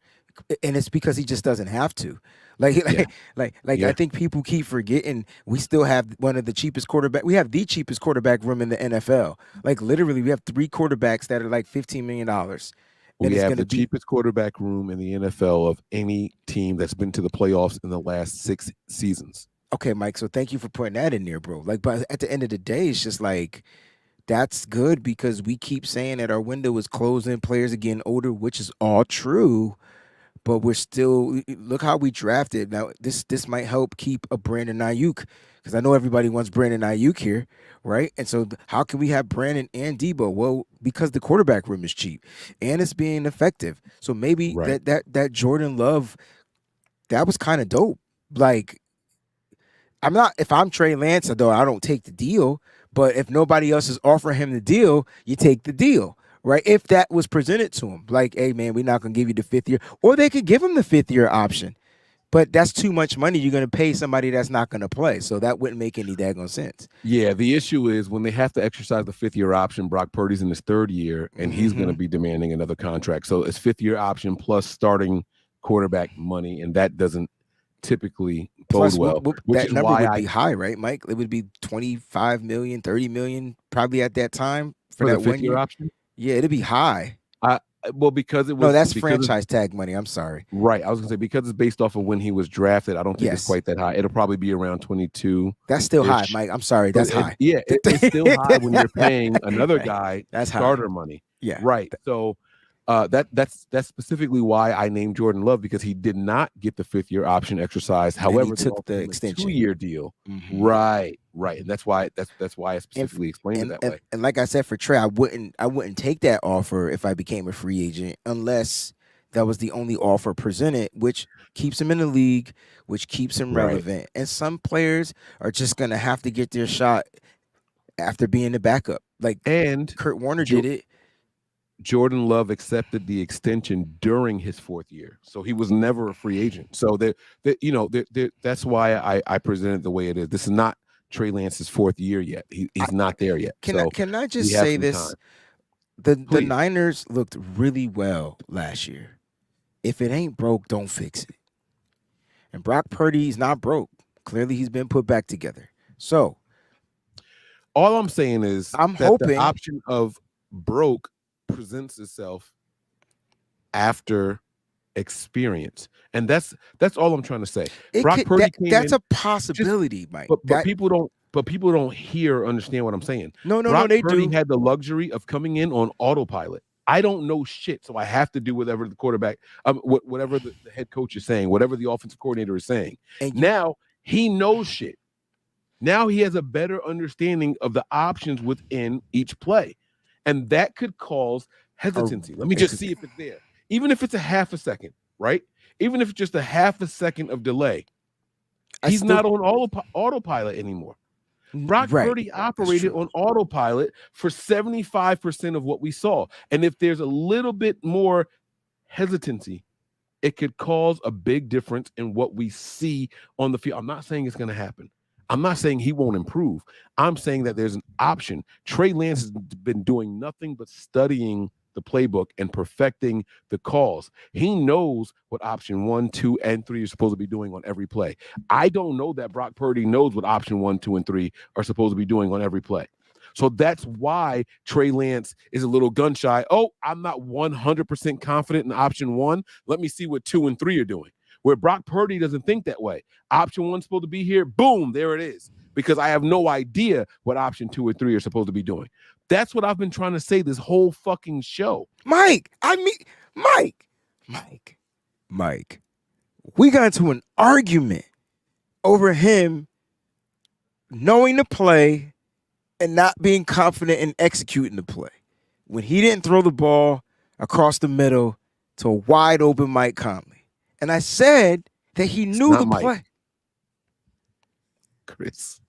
I said Mike Conley again? You said Mike again. Stop lying. I ain't say that. Chris Conley. I did say that. I love you, bro. It's cool. I love you it's too. Cool. I know what you meant, but I'm just saying. Go ahead. But my point is, like, I'm trying to tell you, Trey Lance is it's a difference between there's a difference between knowing and understanding too. But then you got to go out there and perform it. And I feel like Trey knows he might lack a little bit in the understanding, and it shows from the performance, right? So, like, he knows the options because you saw him go through the progressions. So, like, he's trying to go through the progressions.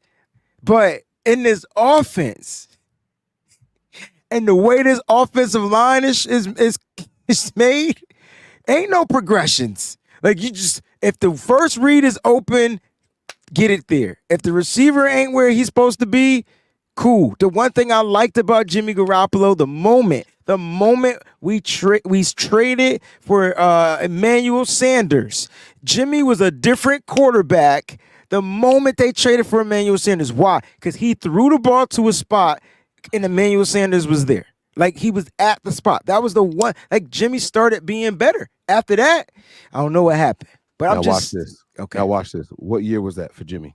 2019, right? What year was that? That was his third year.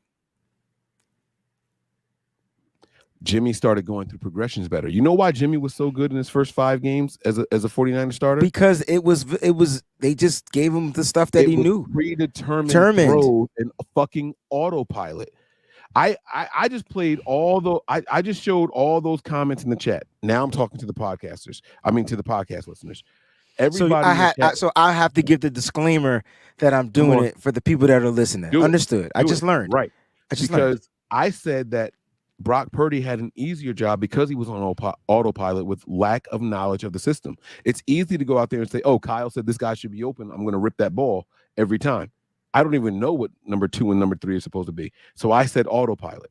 Everyone is ripping me for what I'm saying, but there's a reason why Jimmy Garoppolo looked really good in his first 5 games also, because he was fucking on autopilot. He didn't know the system and the depth that Trey Lance knew the system. Trey Lance sat for an entire fucking year before we saw him go out there. And so there is no autopilot for Trey Lance. And he went in only due to injury.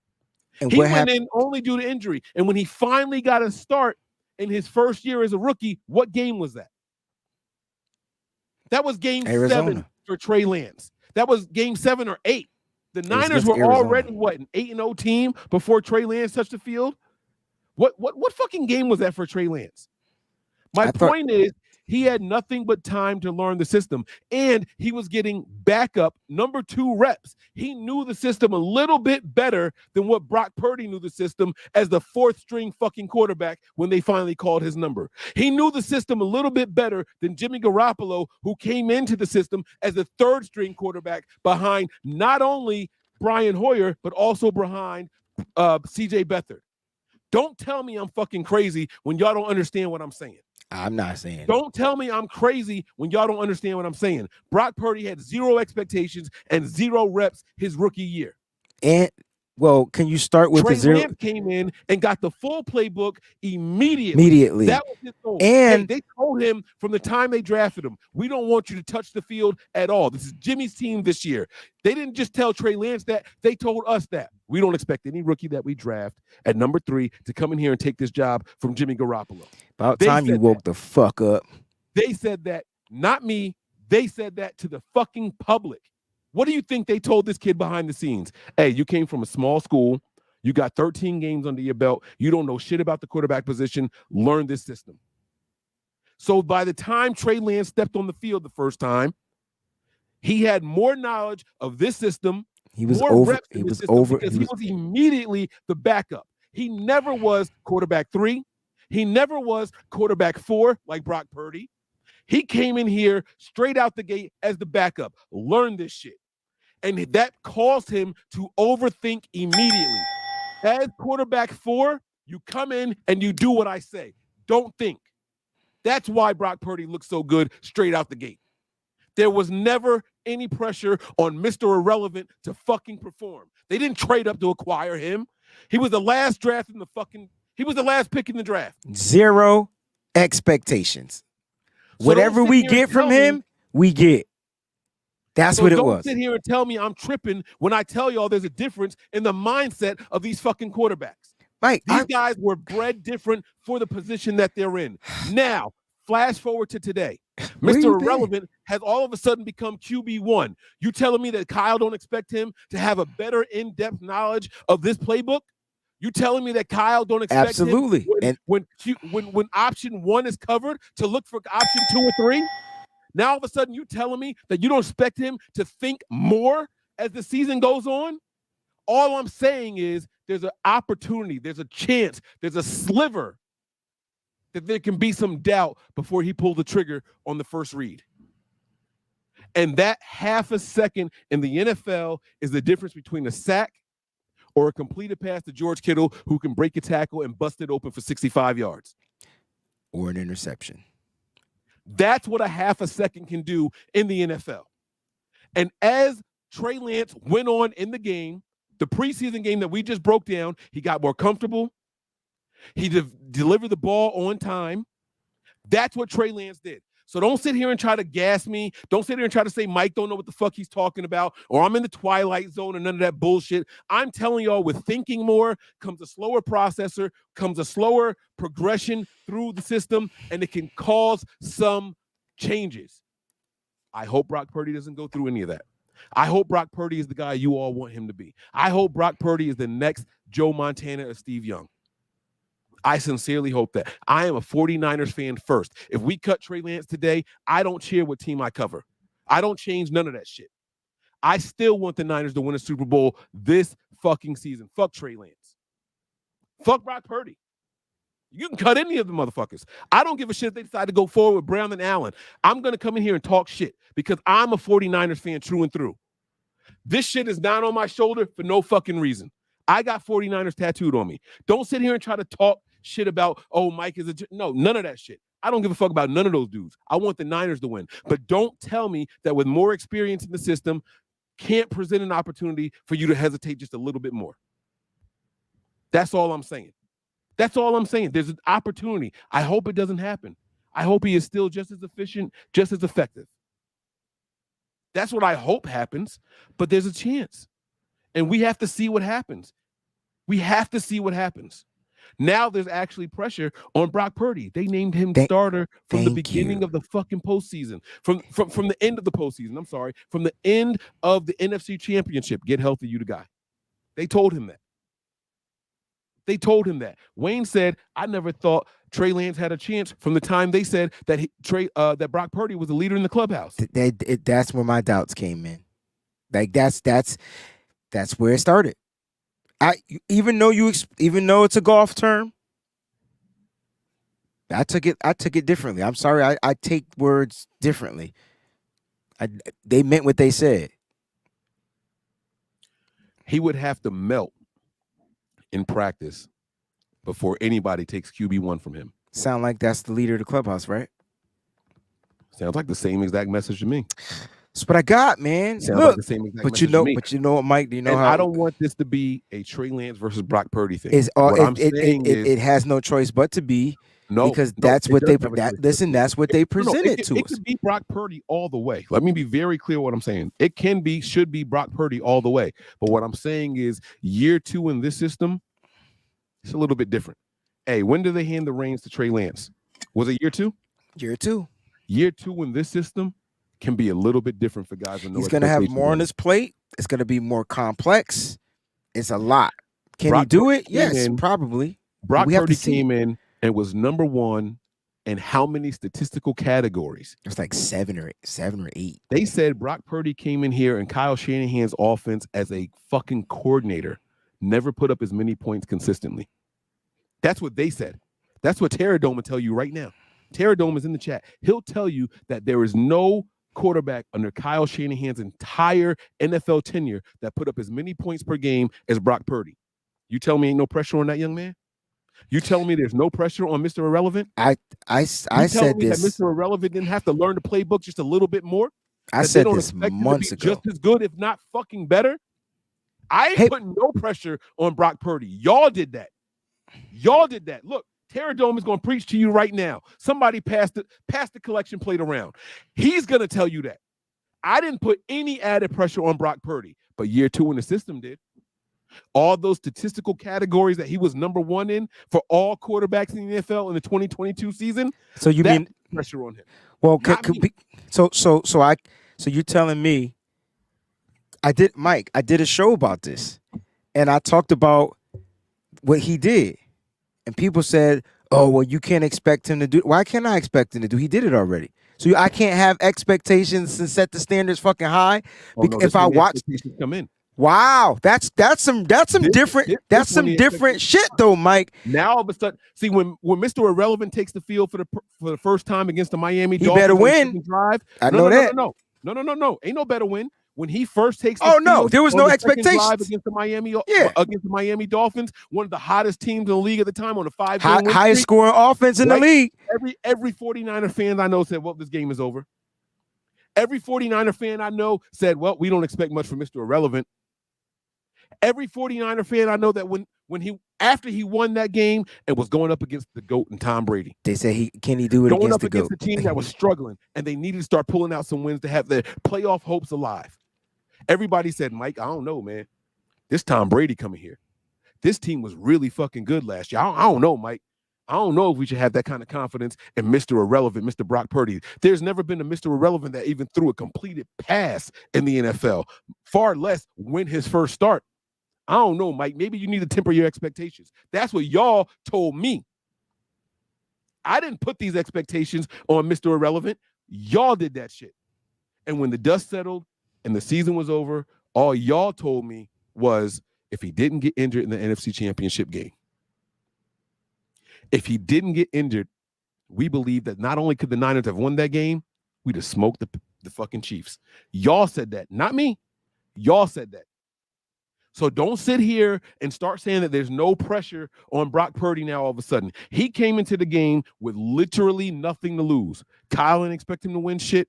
The fan base didn't expect him to win shit. Hey, I'm going to call the play. You go out there and execute it. First read. That's what happened last year. Now y'all sitting here and want to act like he don't have more expectations? Y'all want to act like we're not expecting improvement? Y'all want to see the same exact Brock Purdy come out here? No, y'all want to see a better version of Brock Purdy. Now, y'all want to see him not only hit that first read in time, y'all want to see him take some advantage of those guys open downfield now. Not me. Y'all want to see that. Y'all want to see all of a sudden Danny Gray get put to good use. When Ray McLeod come back after his broken wrist in eight weeks, y'all want to see that speed be put to use. Y'all don't want to see this dink and dunk offense all year. Y'all all of a sudden have expectations. And if y'all have those expectations, what do you think Brock Purdy is feeling? Pressure.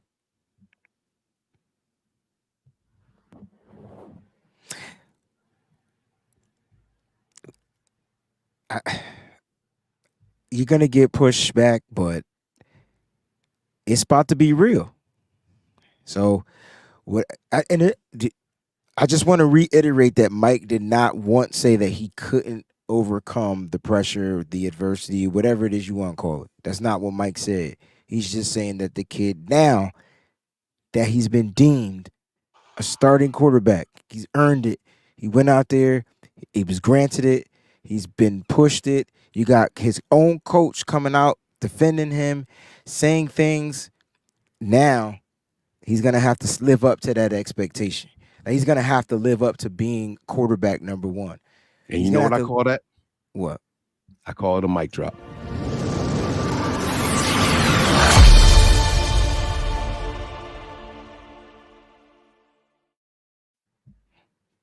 That's dope.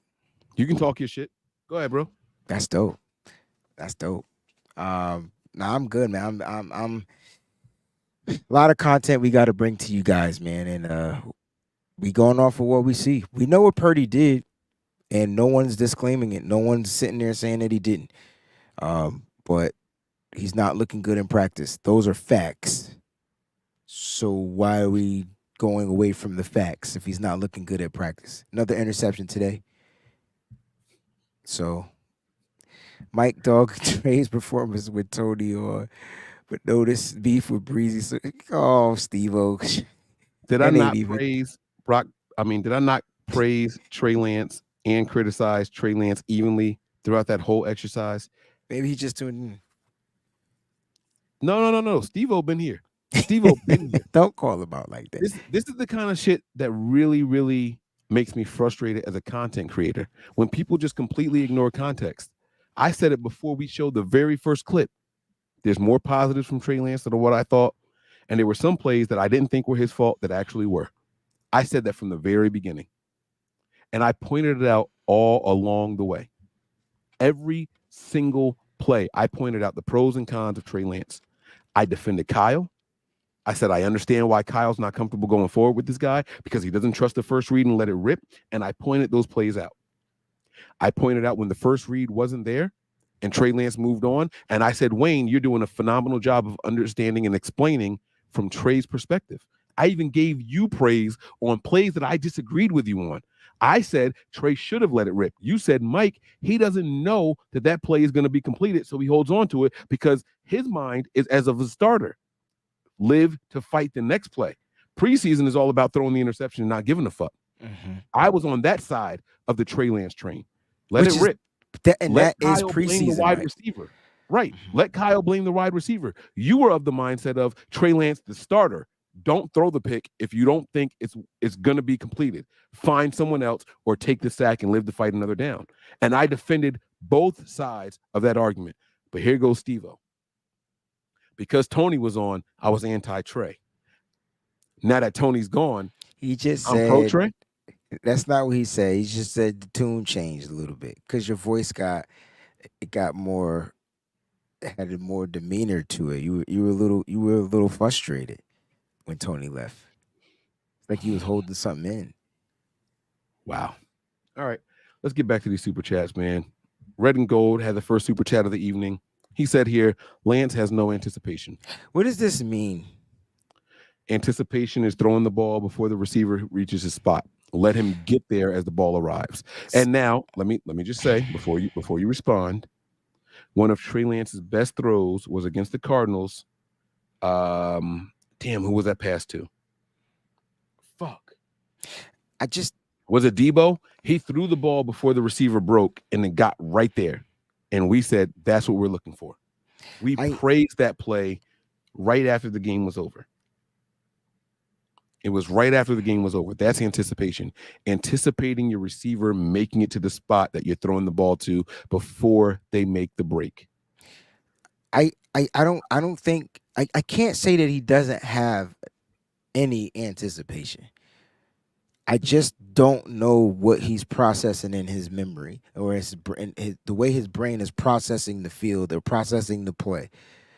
You could say he doesn't trust his eyes. I call bullshit because I've watched him do it where he trusted his eyes in the same game. So if they do it, you can't say that they don't do it. You know what I'm saying? Like he might not have trusted his eyes on that play, but then there was another play where he did trust his eyes. He threw it to anticipation. He threw it in front of the receiver. The receiver was able to make the catch, right? So, I just feel like certain things are so quick and bang, bang for him, like in this offense, where he's always been the developed quarterback. Like that he wants the ball to get down the field. He wants to look for that big play. That's why there's always, if you look at those plays we looked at, there's always an explosive play out of the plays, especially if the offensive line gives them the proper time for the play to develop, because wide receivers can't get open in 1 second, Mike. Like they got to run the route. Like, you know what I mean? And so if the offensive line is concaving and on the quarterback now is going to be hesitant. Like, that's what I saw.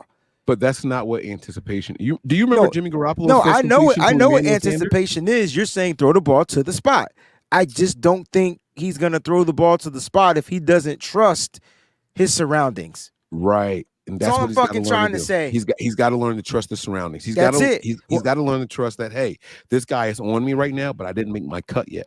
Hey, when I make my cut, I'll create separation, and you can trust it. That's the part of it all that he's got to trust. He sees that you haven't made your cut yet. He sees that you have an opportunity to make an adjustment. But I also know what option number 2 is going to do. Let me just check and see if he's there. Oh, he's not there. I'll come back to you. I'm too late. Right. Well, no, I was not too late. It's just that, oh shit, the clock expired. The pressure is here. Right. That's Jimmy what Garoppolo's first completed pass was against the Arizona Cardinals to Emmanuel Sanders. His first completed pass. Was it Sanders? Yeah, it was Sanders. And it was the first time we saw Jimmy Garoppolo throw with confidence and anticipation. Jimmy threw the ball well before Emmanuel Sanders made his first cut.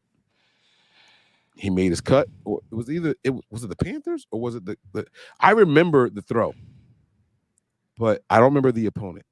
And man, oh man, it was a fucking thing of beauty. And we said, wow, that's why you get a number 1 wide receiver. I don't know if it's all processing. It could be. I just think Trey Lance is a slower processor, you know, because he knows the plays, right? 100%.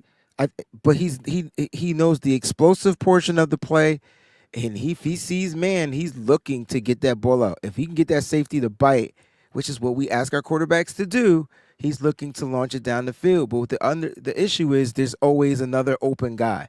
So he's looked off that open guy, and you want him to hit that open guy.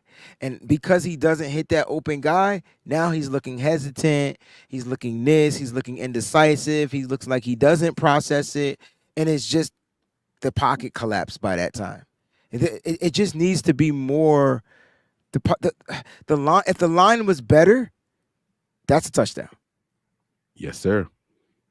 So, and you've seen him do it. And that's what I'm trying to say. Like, you've seen it be a touchdown before. Preseason last year, Danny Gray. In a real game, Deebo Samuel. Like, you've seen those Trent Sherfield. How can we forget that one? Like, you've seen the bombs develop. That's what Kyle Shanahan does for Trey Lance in specific. He actually even ran a bomb play to Sam Darnold in this game, which should have been an overthrow, but Ronnie Bell just makes a good catch. It's over him, and he just makes the catch. So, and by the way, because he made the catch, it looked like one of the top 2 throws of the game for the 49ers. But it was an overthrow, right? But we're not talking about it being an overthrow. Because of how long his arms are. So because of how long his legs are. Because of how fast he was.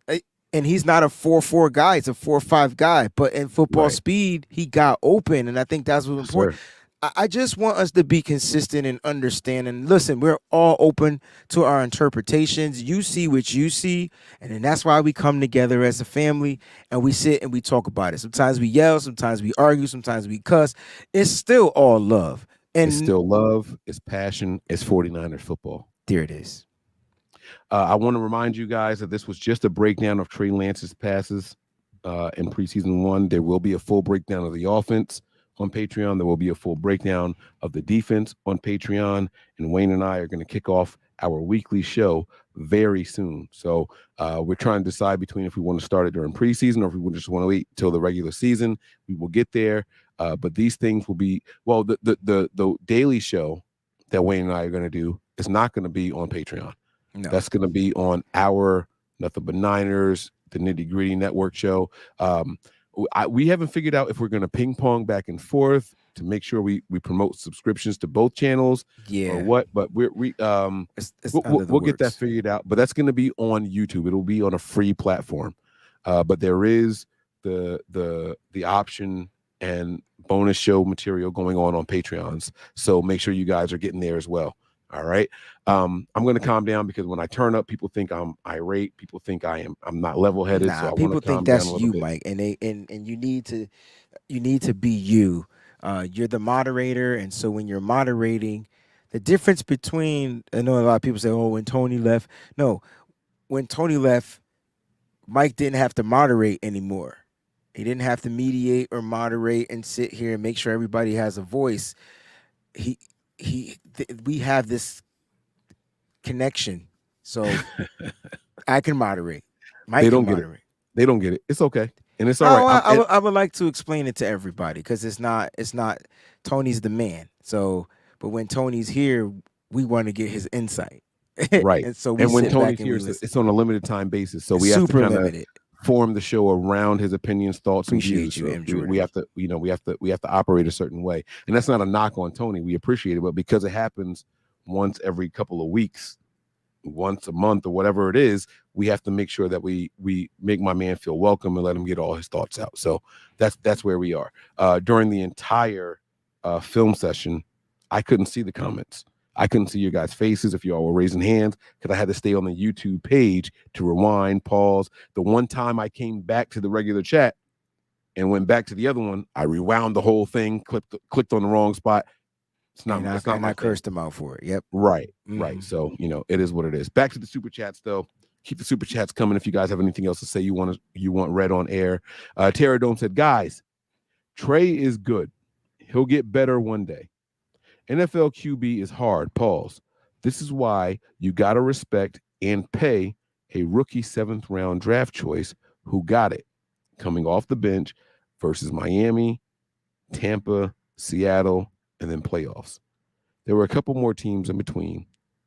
He didn't include the Chargers, but whatever. I digress. But it's nowhere near time to start talking about paying him. I'm not ready to. This is second year. Kyle Shanahan ain't thinking about paying him right now. Even if they wanted to pay him this year, they can't. They can't pay him until the completion of next year. Correct. It's the conclusion of the third year before you can even start renegotiating a rookie contract. So you don't have to worry about paying. I don't quite get it. I don't get it. This is why I keep saying that the quarterback room is going to remain cheap for the next couple of years. So bingo. We got to figure out a way to get it done. Now he continues to progress and continues to be the guy and brings this team to a Super Bowl. Come that contract time, yeah. Do you consider him being the franchise guy? Shit, if he wins us a Super Bowl, you can give him whatever you want. Like at that point. Hell yeah. If he can handle the pressure of the depth and the knowledge of this entire playbook and still come out and be as confident as he was last year, you won't hear another word out of me about any other quarterback. I have been dying for the 49ers to have a franchise quarterback. I don't care if it's Trey Lance. I don't care if it's Sam Darnold. I don't care if it's Brock Purdy, Jimmy Garoppolo, Brandon Allen. I don't care if it's somebody coming out in the future draft. I want someone that I know for a fact is the guy for the next 10 years. Give me a guy that's a 2-contract guy. Just give me one of them. I haven't seen it. I haven't seen it since 2010. I thought it was going to be Colin Kaepernick. 1 contract. I thought maybe Alex Smith reclamated his career. I thought it was a restoration project. They traded him to the Chiefs. I knew for damn sure it wasn't Troy Smith. When's the last time the Niners had a franchise quarterback, bro? They didn't think Jeff Garcia was a franchise quarterback. What the fuck? I just want one. Give me a guy that I know is going to be here for 2 full contracts as a starter. Don't give me a backup. Don't give me a backup. Backups can earn contracts. I'll slide you $7-8 million a year to be the backup. Don't give me that. Give me a starter earning 2 full contracts. Just give me one. That's all I want. That's all I want. Peter Juvenal. Love y'all, but Trey a starter for any team. Is this stating the obvious? Is Trey a starter for the Saints? Is he a starter for the Patriots? Is he a starter for the Chiefs or any other team in the NFL? Is he a starter for the 49ers? No. Is this stating the obvious? What does this mean? Is he trying to say that Trey Lance isn't better than any 32 other NFL quarterbacks? That's what it sounds like. Do you agree? I disagree. I think I think Trey is struggling with the system. I think not every system in the NFL is quick throw system.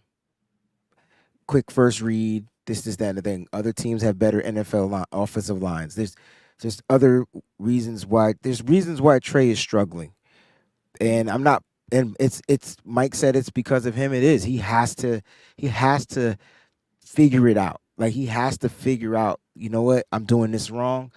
I need to make that first read and just trust it. Trust that the receiver is going to be he has to do that. And if he starts doing that, he'll probably start showing success in this system. But I don't know if he's going to get the opportunity to do it. So if he went somewhere else, I'm sure the system would be a little bit different for him to succeed. It's just complicated here. Not everywhere. Not all the other 31 NFL teams have complicated systems like the San Francisco 49ers. I will say that. I think not every as complicated. System. I think. Okay, that's fair. I like that you added the "as" right there at the end. I think every NFL system is complicated, right? I think. Watch this. I think Andy Reid and Eric Bieniemy have one of the more complicated systems in the entire NFL. Right? They traded up and drafted Patrick Mahomes. They said, "Hey, Patrick, you are raw as fuck. Sit your ass down for a whole year. Watch what Alex Smith does." Those are your basics. Operate within the confines of the system. Now, we know you like to move. We know you like to get outside of the pocket. We know you love to throw the deep ball. Once you show me that you learn the confines of the system, I'll implement all that of what you're like, what you're liking, your preferences into the system. Right? You go back and you watch any of the mic'd up stuff, any of the mic'd up segments from the 49ers versus the Chiefs Super Bowl. Remember when they called that timeout and they hit Tyreek down the field against Jimmy Ward? That big play? Yeah. Remember what that call was? It was a whole different call at first. And then they went to the sideline. Patrick Mahomes said, "Hey, can we run this play right here? Can we do this right now?" It was a play they worked on a couple days before. They said, "You know what? Fuck it. Go for it." He had developed and established a trust within the system with the play designers to let him call his own plays. There is not a single quarterback on this roster right now today that Kyle will be comfortable with calling their own play, including Brock Purdy, including Trey Lance. Unless Brock goes out there and proves that he has the system. He has to prove that this year. That's what I'm saying. But as of today, there is not a single quarterback that can run to the sideline and say, "Hey, I want to do this play." and Kyle say, "Oh shit, okay, go for it." Kyle's gonna say, "Are you fucking stupid? Run the play I just called, please." Right. Because that's correct. Because each play that Kyle Shanahan has designed has a blitz beater in it. You know what I'm saying? Every play that Kyle good second Shanahan and third designs option. is a home run. It's a touchdown. I mean, He says it. He says, "I design my plays where each one could be a touchdown." it Not just has my to be. words, not Wayne's words, Kyle Shanahan's words. I'm sorry, I pointed the wrong way. Not Wayne's It words. just has to be Kyle Shanahan's executed. words. Like all 11 pieces have to work in harmony. Exactly. That's hard to do. Pause. But that's what it is. Debo did it because Debo probably would have punched Kyle Shanahan in the face. Yes, he did. Yes, he did. Yes, he did. Yes, he did. Debo did not go to the sideline and say, "Kyle, run this play." Debo said, "Hey, give me the ball." There's a big difference. Oh, okay. There's a massive I difference. think my point is he went to the coach and told the coach what to do. I think that's where I'm getting from it. So you're right. Coach you're 100% and said, right. Put the ball in the hands of your best offensive weapon. Yeah. And Kyle figured out which play to run, which play to run.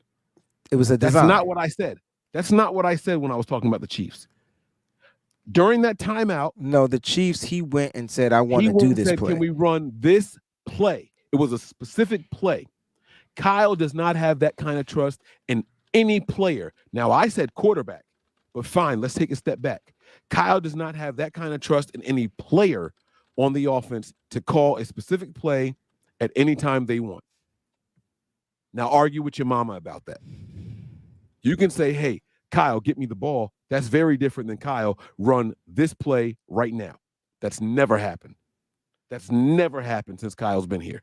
Not one time. You can call it semantics, but I said what I said. I said Patrick Mahomes went to the sideline and called the play. Y'all are saying Debo asked for the ball.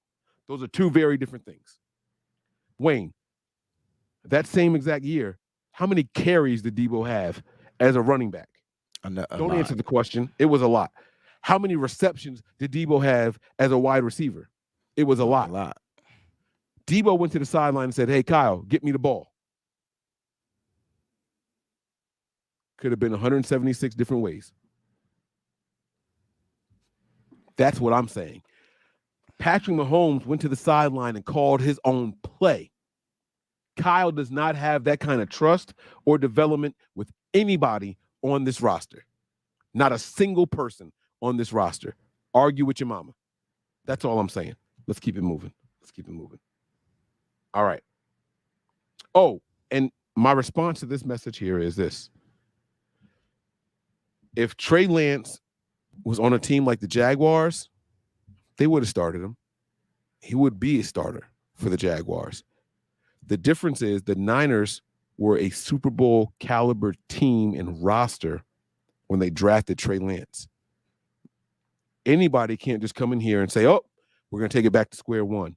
This roster was fucking loaded with Trey Lance being entered into it. If Trey Lance went to the Arizona Cardinals, he would have been a starter.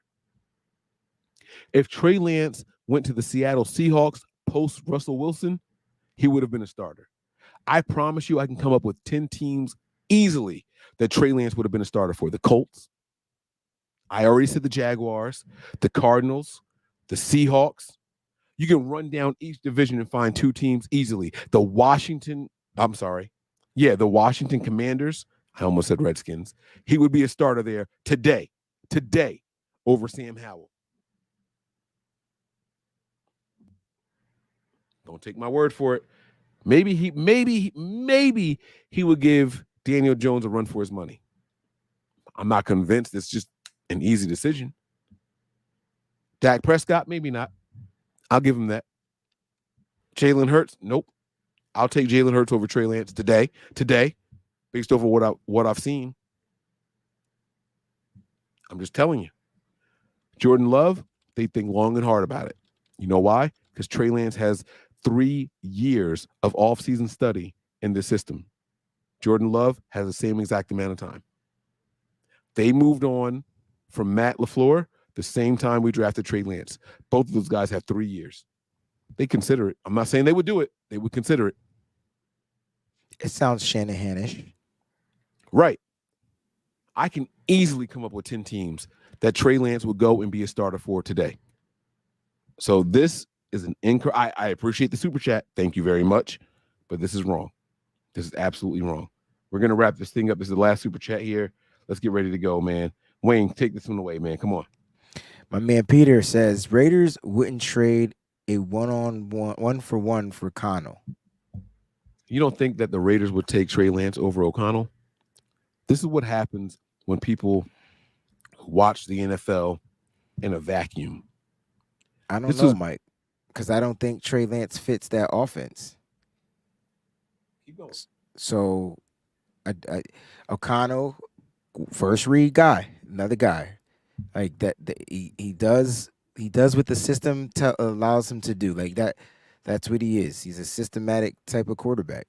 He was that in Purdue. He was that at the Senior Bowl, and he looks like he's going to be that. But again, it's preseason, so like he had a great game. He had a good game against the 49ers. Drove the ball down the field, but I don't think Trey fits that system. I just don't. Jimmy, I wouldn't be surprised if he lights that. I wouldn't be surprised if he lights the NFL up, because I don't think he has the same leash. I take that. Yeah, I said that right.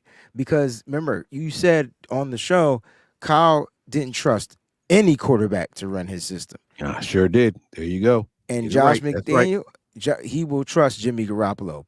A, they have a rapport. B, they, that right there. And it just seems like with that weight off of Jimmy's shoulder, it might be the best thing that happened to his career going to the Raiders. I'm not saying they're going to win, but they may just win every game. Who knows? They may go 17-0. Remember I said that Jimmy, after that Super Bowl year, would be a top-tier quarterback in the NFL? And then he got hit with more playbook, more responsibility, he got hurt too, remember? And so like between his injuries and it after that, it just all came crashing down like on Jimmy Garoppolo. But I tell you, he might be able to revive himself with Josh McDaniels out there in Vegas. Well, let me tell you guys something about Josh McDaniels. You can say what you want about him as a head coach. You can say what you want about him as a play caller, as a coordinator. But Josh McDaniels works with the players on his roster. Ooh. Do y'all know who Tim Tebow's first offensive coordinator and head coach was? Yeah. That's a good point. Y'all think Tim Tebow was a good NFL quarterback? I ain't even gonna go into it. I'm gonna wrap this up. Because see, this is revision. People just ignore shit, and I don't want to start insulting our viewers. I don't want to do that. Go ahead, Wayne. Please, go ahead. Please. I mean, Tim Tebow wasn't great. No, he wasn't. But I think he did utilize his skill sets to help him succeed with the Patriots. And with the Broncos. Right? And so like I do feel like if Trey went there, Trey would have success. But that's not his system. But if you're saying that he would revamp it, this is what I thought Kyle Shanahan was going to do, Mike, when they drafted Trey Lance. Because the first thing I said was, oh my gosh, we could throw the ball down the field. That's what I wasn't excited about his mobility. I was excited about the fact that he can extend the play. But the more important thing was this dude is going to be able to rip it. And then what did they do the following draft? They drafted the down the field guy. So I thought Kyle Shanahan was going to be shifting that offense, going from the quick throw, going from the outside zone read and all that type of stuff. Do more power. Remember, they drafted Aaron Banks. That's a big dude. That's power. That's power inside power running. It looked like Kyle was going to shift. Oh, did he play us, fool us? Because we still zone read. We're still outside zone. We still Maybe the issue is Kyle is too comfortable with his system and he ain't changing it for nobody. Because you said something earlier on the show. He doesn't trust these quarterbacks.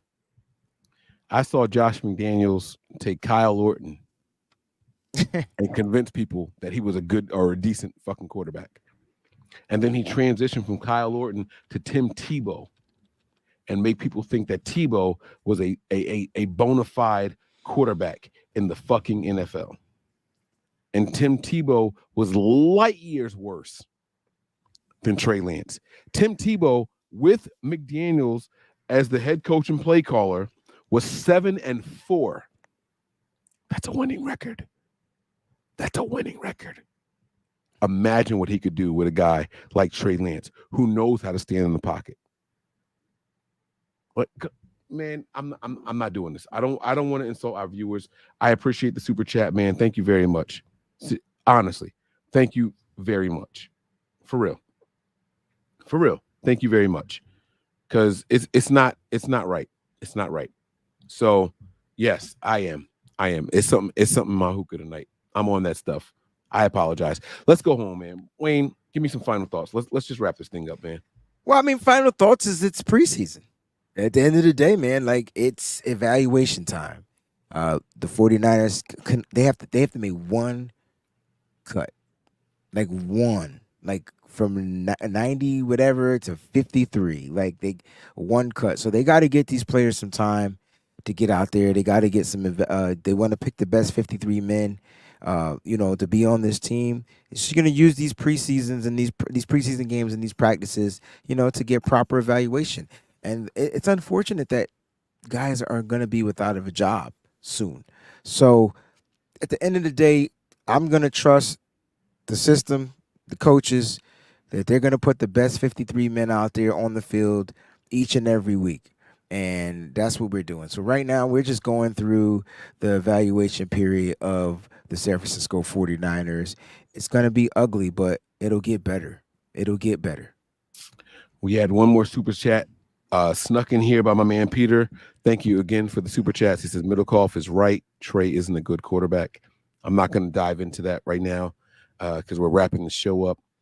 I think Trey is a good quarterback. Not great, not elite, but I do think Trey Lance is a good quarterback. I think if Trey Lance were to leave right now and go to another team, he'd be a first-read quarterback. He would only operate in that. And if y'all ever had the opportunity to experience Trey Lance as just a first-read quarterback, your opinions would be different. And that's kind of what I've been trying to drive home tonight, all night, about the difference between Brock Purdy and Trey Lance. And that's going to lead me to my final thoughts. What we saw in this past game was that Trey Lance overthinks. Wayne, do you agree? Yes. What we saw in this last game was that Trey Lance doesn't trust players, but he trusts himself. Wayne, do you agree? I disagree. I think it's the trust of him. So I think it's more him not being confident with himself to make the throws. So like he knows the player is going to break. He knows the player needs to be there, but I don't think he trusts himself. So he's looking for the best option for himself. And I think that's when he holds onto the ball, and that's when he's pump faking, and that's when he's hesitant. So you're saying when he saw the first read who hadn't made his cut yet, he held on to it because he didn't think he can get it to the spot quick enough? So or when you're saying that when he saw the first read, the read wasn't there. So he looked to his second progression, right? That wasn't there.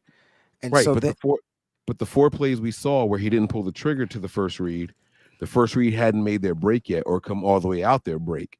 And we all said during the show that he should have pulled that trigger and let them get there to compete for the ball.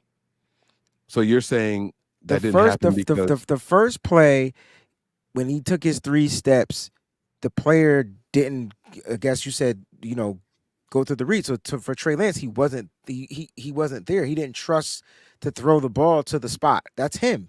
That's not the wide receiver. The wide receiver did what you said the wide receiver was going to do. It just didn't happen fast enough for Trey Lance. So Trey Lance was thinking it might have been faster. You get what I'm saying? Like, so he didn't trust. No. That's good. I do get what you're saying. So you thought, wow. So you thought that Trey Lance thought that the receiver knew the route. Yes. But the receiver wasn't going to execute it? Yes. Doesn't that mean that he didn't trust the player? as fast as Trey Lance. All right, if we went, I don't want to go back and watch it. If you go back and I watch don't it, either. I and don't matter either. of fact, I mean, I put a video on all the sacks, so I'm focusing on it too, and focusing on offensive line. But listen, if you go back and watch it on those when he dropped back the 3 steps and he gets the ball up, Trey is looking at Chris Conley. Chris Conley doesn't break, right? So you're saying that. And we're saying that Trey should have just threw it to that spot. So that way, when he broke, the ball would have been right there, right? Trey is like, I don't know. Like he didn't break when he should have broke. Right. What if he runs another yard or two and then breaks? Then I think Trey Lance pulls that trigger. Because Trey Lance isn't trying to throw to the spot. That's my point. Like we want Trey Lance to throw to the spot. Trey Lance is trying to throw to the receiver. That's what happened on that first one. Second one, I think we're saying the same thing, but we're explaining it different. Okay, I got you. Well, no, you want all right. So you want Trey Lance to throw the ball anticipated. Bam, right? Trey Lance doesn't want to throw the ball anticipated. He wants to make sure that his guy is open so there's a less opportunity of something happening to that pass. Which is evident by one of his last throws on the touchdown pass where he saw the guy there and ripped that shit in there. Oh, you're there? I trust my arm to get there. He trusts himself as long as the player's there. I'll make that throw, and it got tipped. It was still a touchdown, but that's the difference between the first play and that touchdown play. The first play, when he went to let it rip, the receiver wasn't where he was supposed to be. The second play, he threw it anticipating that it was going to get there. The other play was, oh, shit, he's there. Boom. But the defender closed on it. Because he did have a little hesitancy, but I thought he was trying to get his feet set to make the throw. Like opposed, because it was a bootleg. Right. It's all good. But no. It's all good. So anyway, there's a lot to go through. But here's one thing that I can guarantee every single one of you guys out there right now. We just saw the worst 49er games of the entire season. Oh, yeah. Coming off of joint practices, the coaching staff didn't give a shit what they saw. Yeah. Coming off of joint practices, they just wanted to get out of there and get out of there healthy. Coming off of joint practices, we saw 0 starters, not a single starter for the San Francisco 49ers on either side of the ball. Facts. Because the energy was way low, Mike. The energy was low. The 49ers posted a video of Trey Lance breaking down the huddle. Bro. It was chopped up. They tried to make it look energetic. That was the most flat shit I ever seen in my entire life. Right or wrong? You tell me. Right or wrong? That was the most flat shit I've ever seen in my entire life. You were right. The energy was just... If Fred Warner ain't leading them out, getting them charged up. Fred Warner's the on-the-field energy guy. Yes, Deebo sir. Samuel, Trent Williams, they coming out of the tunnel guys. If that energy ain't right, it's different. Bad energy from the beginning. They just wanted to get out of there without injury. I can guarantee you guys. Which they did. I guarantee you this was literally the worst game that you're going to see all year long from the 49ers. The joint practices are over. That means they're actually going to be trying and putting a concerted effort to be successful in the second and third preseason game. And when the real season get here, you can best believe they're going to be trying to win. That's what Trey Lance, Trent Williams, Kyle Juszczyk, George Kittle, Brandon Ayuk, Deebo Samuel, flip to the other side of the ball. Eric Armstead, Nick Bosa, Javon Hargrave, starters. This was literally the worst game you're going to see all year. And if we could find positives in the worst game of the year, it's going to be a really fun season. That's all I got for you guys. I'm going to get up out of here. Wayne, thanks for riding with me, man. I know you're tired. I know it's time to wrap this thing up. I want to shout out to my guy, Tony. Thank you for rocking with us. We sincerely appreciate it. We had a really, really fun time. Thank you to all the viewers and subscribers. You guys were 100% on point tonight. And your criticisms of me, all your critiques of me, your criticisms of the channel, our takes, and everything in between, the pros, the cons, you guys were phenomenal. I thank you guys for your time. Wayne, you ready to go home? Yeah, you got one more super chat you got to read. I can't pull it up. No way another one came in. Are you freaking kidding me? Yeah. Y'all got to stop. That's from our brother Peter. Wanted Kinlaw to be the man. What you two think? I'm going to be completely honest with you, Peter. I think Kinlaw did a lot better than what most people think he did. Yeah. I don't think he was an A+, but I definitely don't think he was an F. And the way people were talking about Kinlaw after the game, I think that most people were wrong. I think Kinlaw was good this game. That's what I think. I was very happy. Now, Kinlaw limited snaps, guys. He only played a couple series. He played like 2 snaps of the first 3 series, and he was gone. 6 snaps in total, something like that. I think, like, so I'm not judging Kinlaw at all based off of that, but he looked healthier. I saw his pad level lower.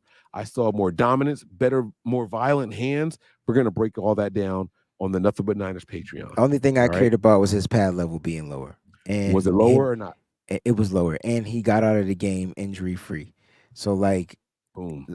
Those are pluses for me. That's all I needed to see. Now, this is good for him too, because I'm hoping he's the rotational piece until he's not.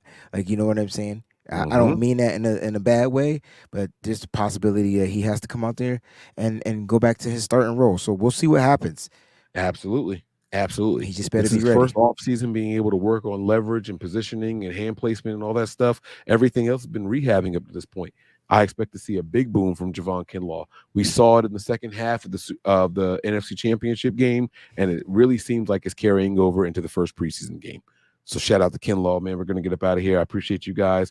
Wayne, thank you very much, man. I appreciate you for rocking with me as long as you did. We're going to get up out of here. Can we good? We good to go? Yeah, we good. Prepare for glory. Anticipate pain, baby. But always remain faithful. We out of here, y'all. Peace. We all gas, no brakes, pumped up, no fakes. We spinning, we winning, we high stakes. We never miss, we all makes. Look at us dudes trying to prove, bringing you news with nothing to lose. Mike, Nick, Tony, Wayne, Method Man, we bring the pain. Hey. See, I'ma confess it. We under the pressure. If you looking to find us, we them nothing but now.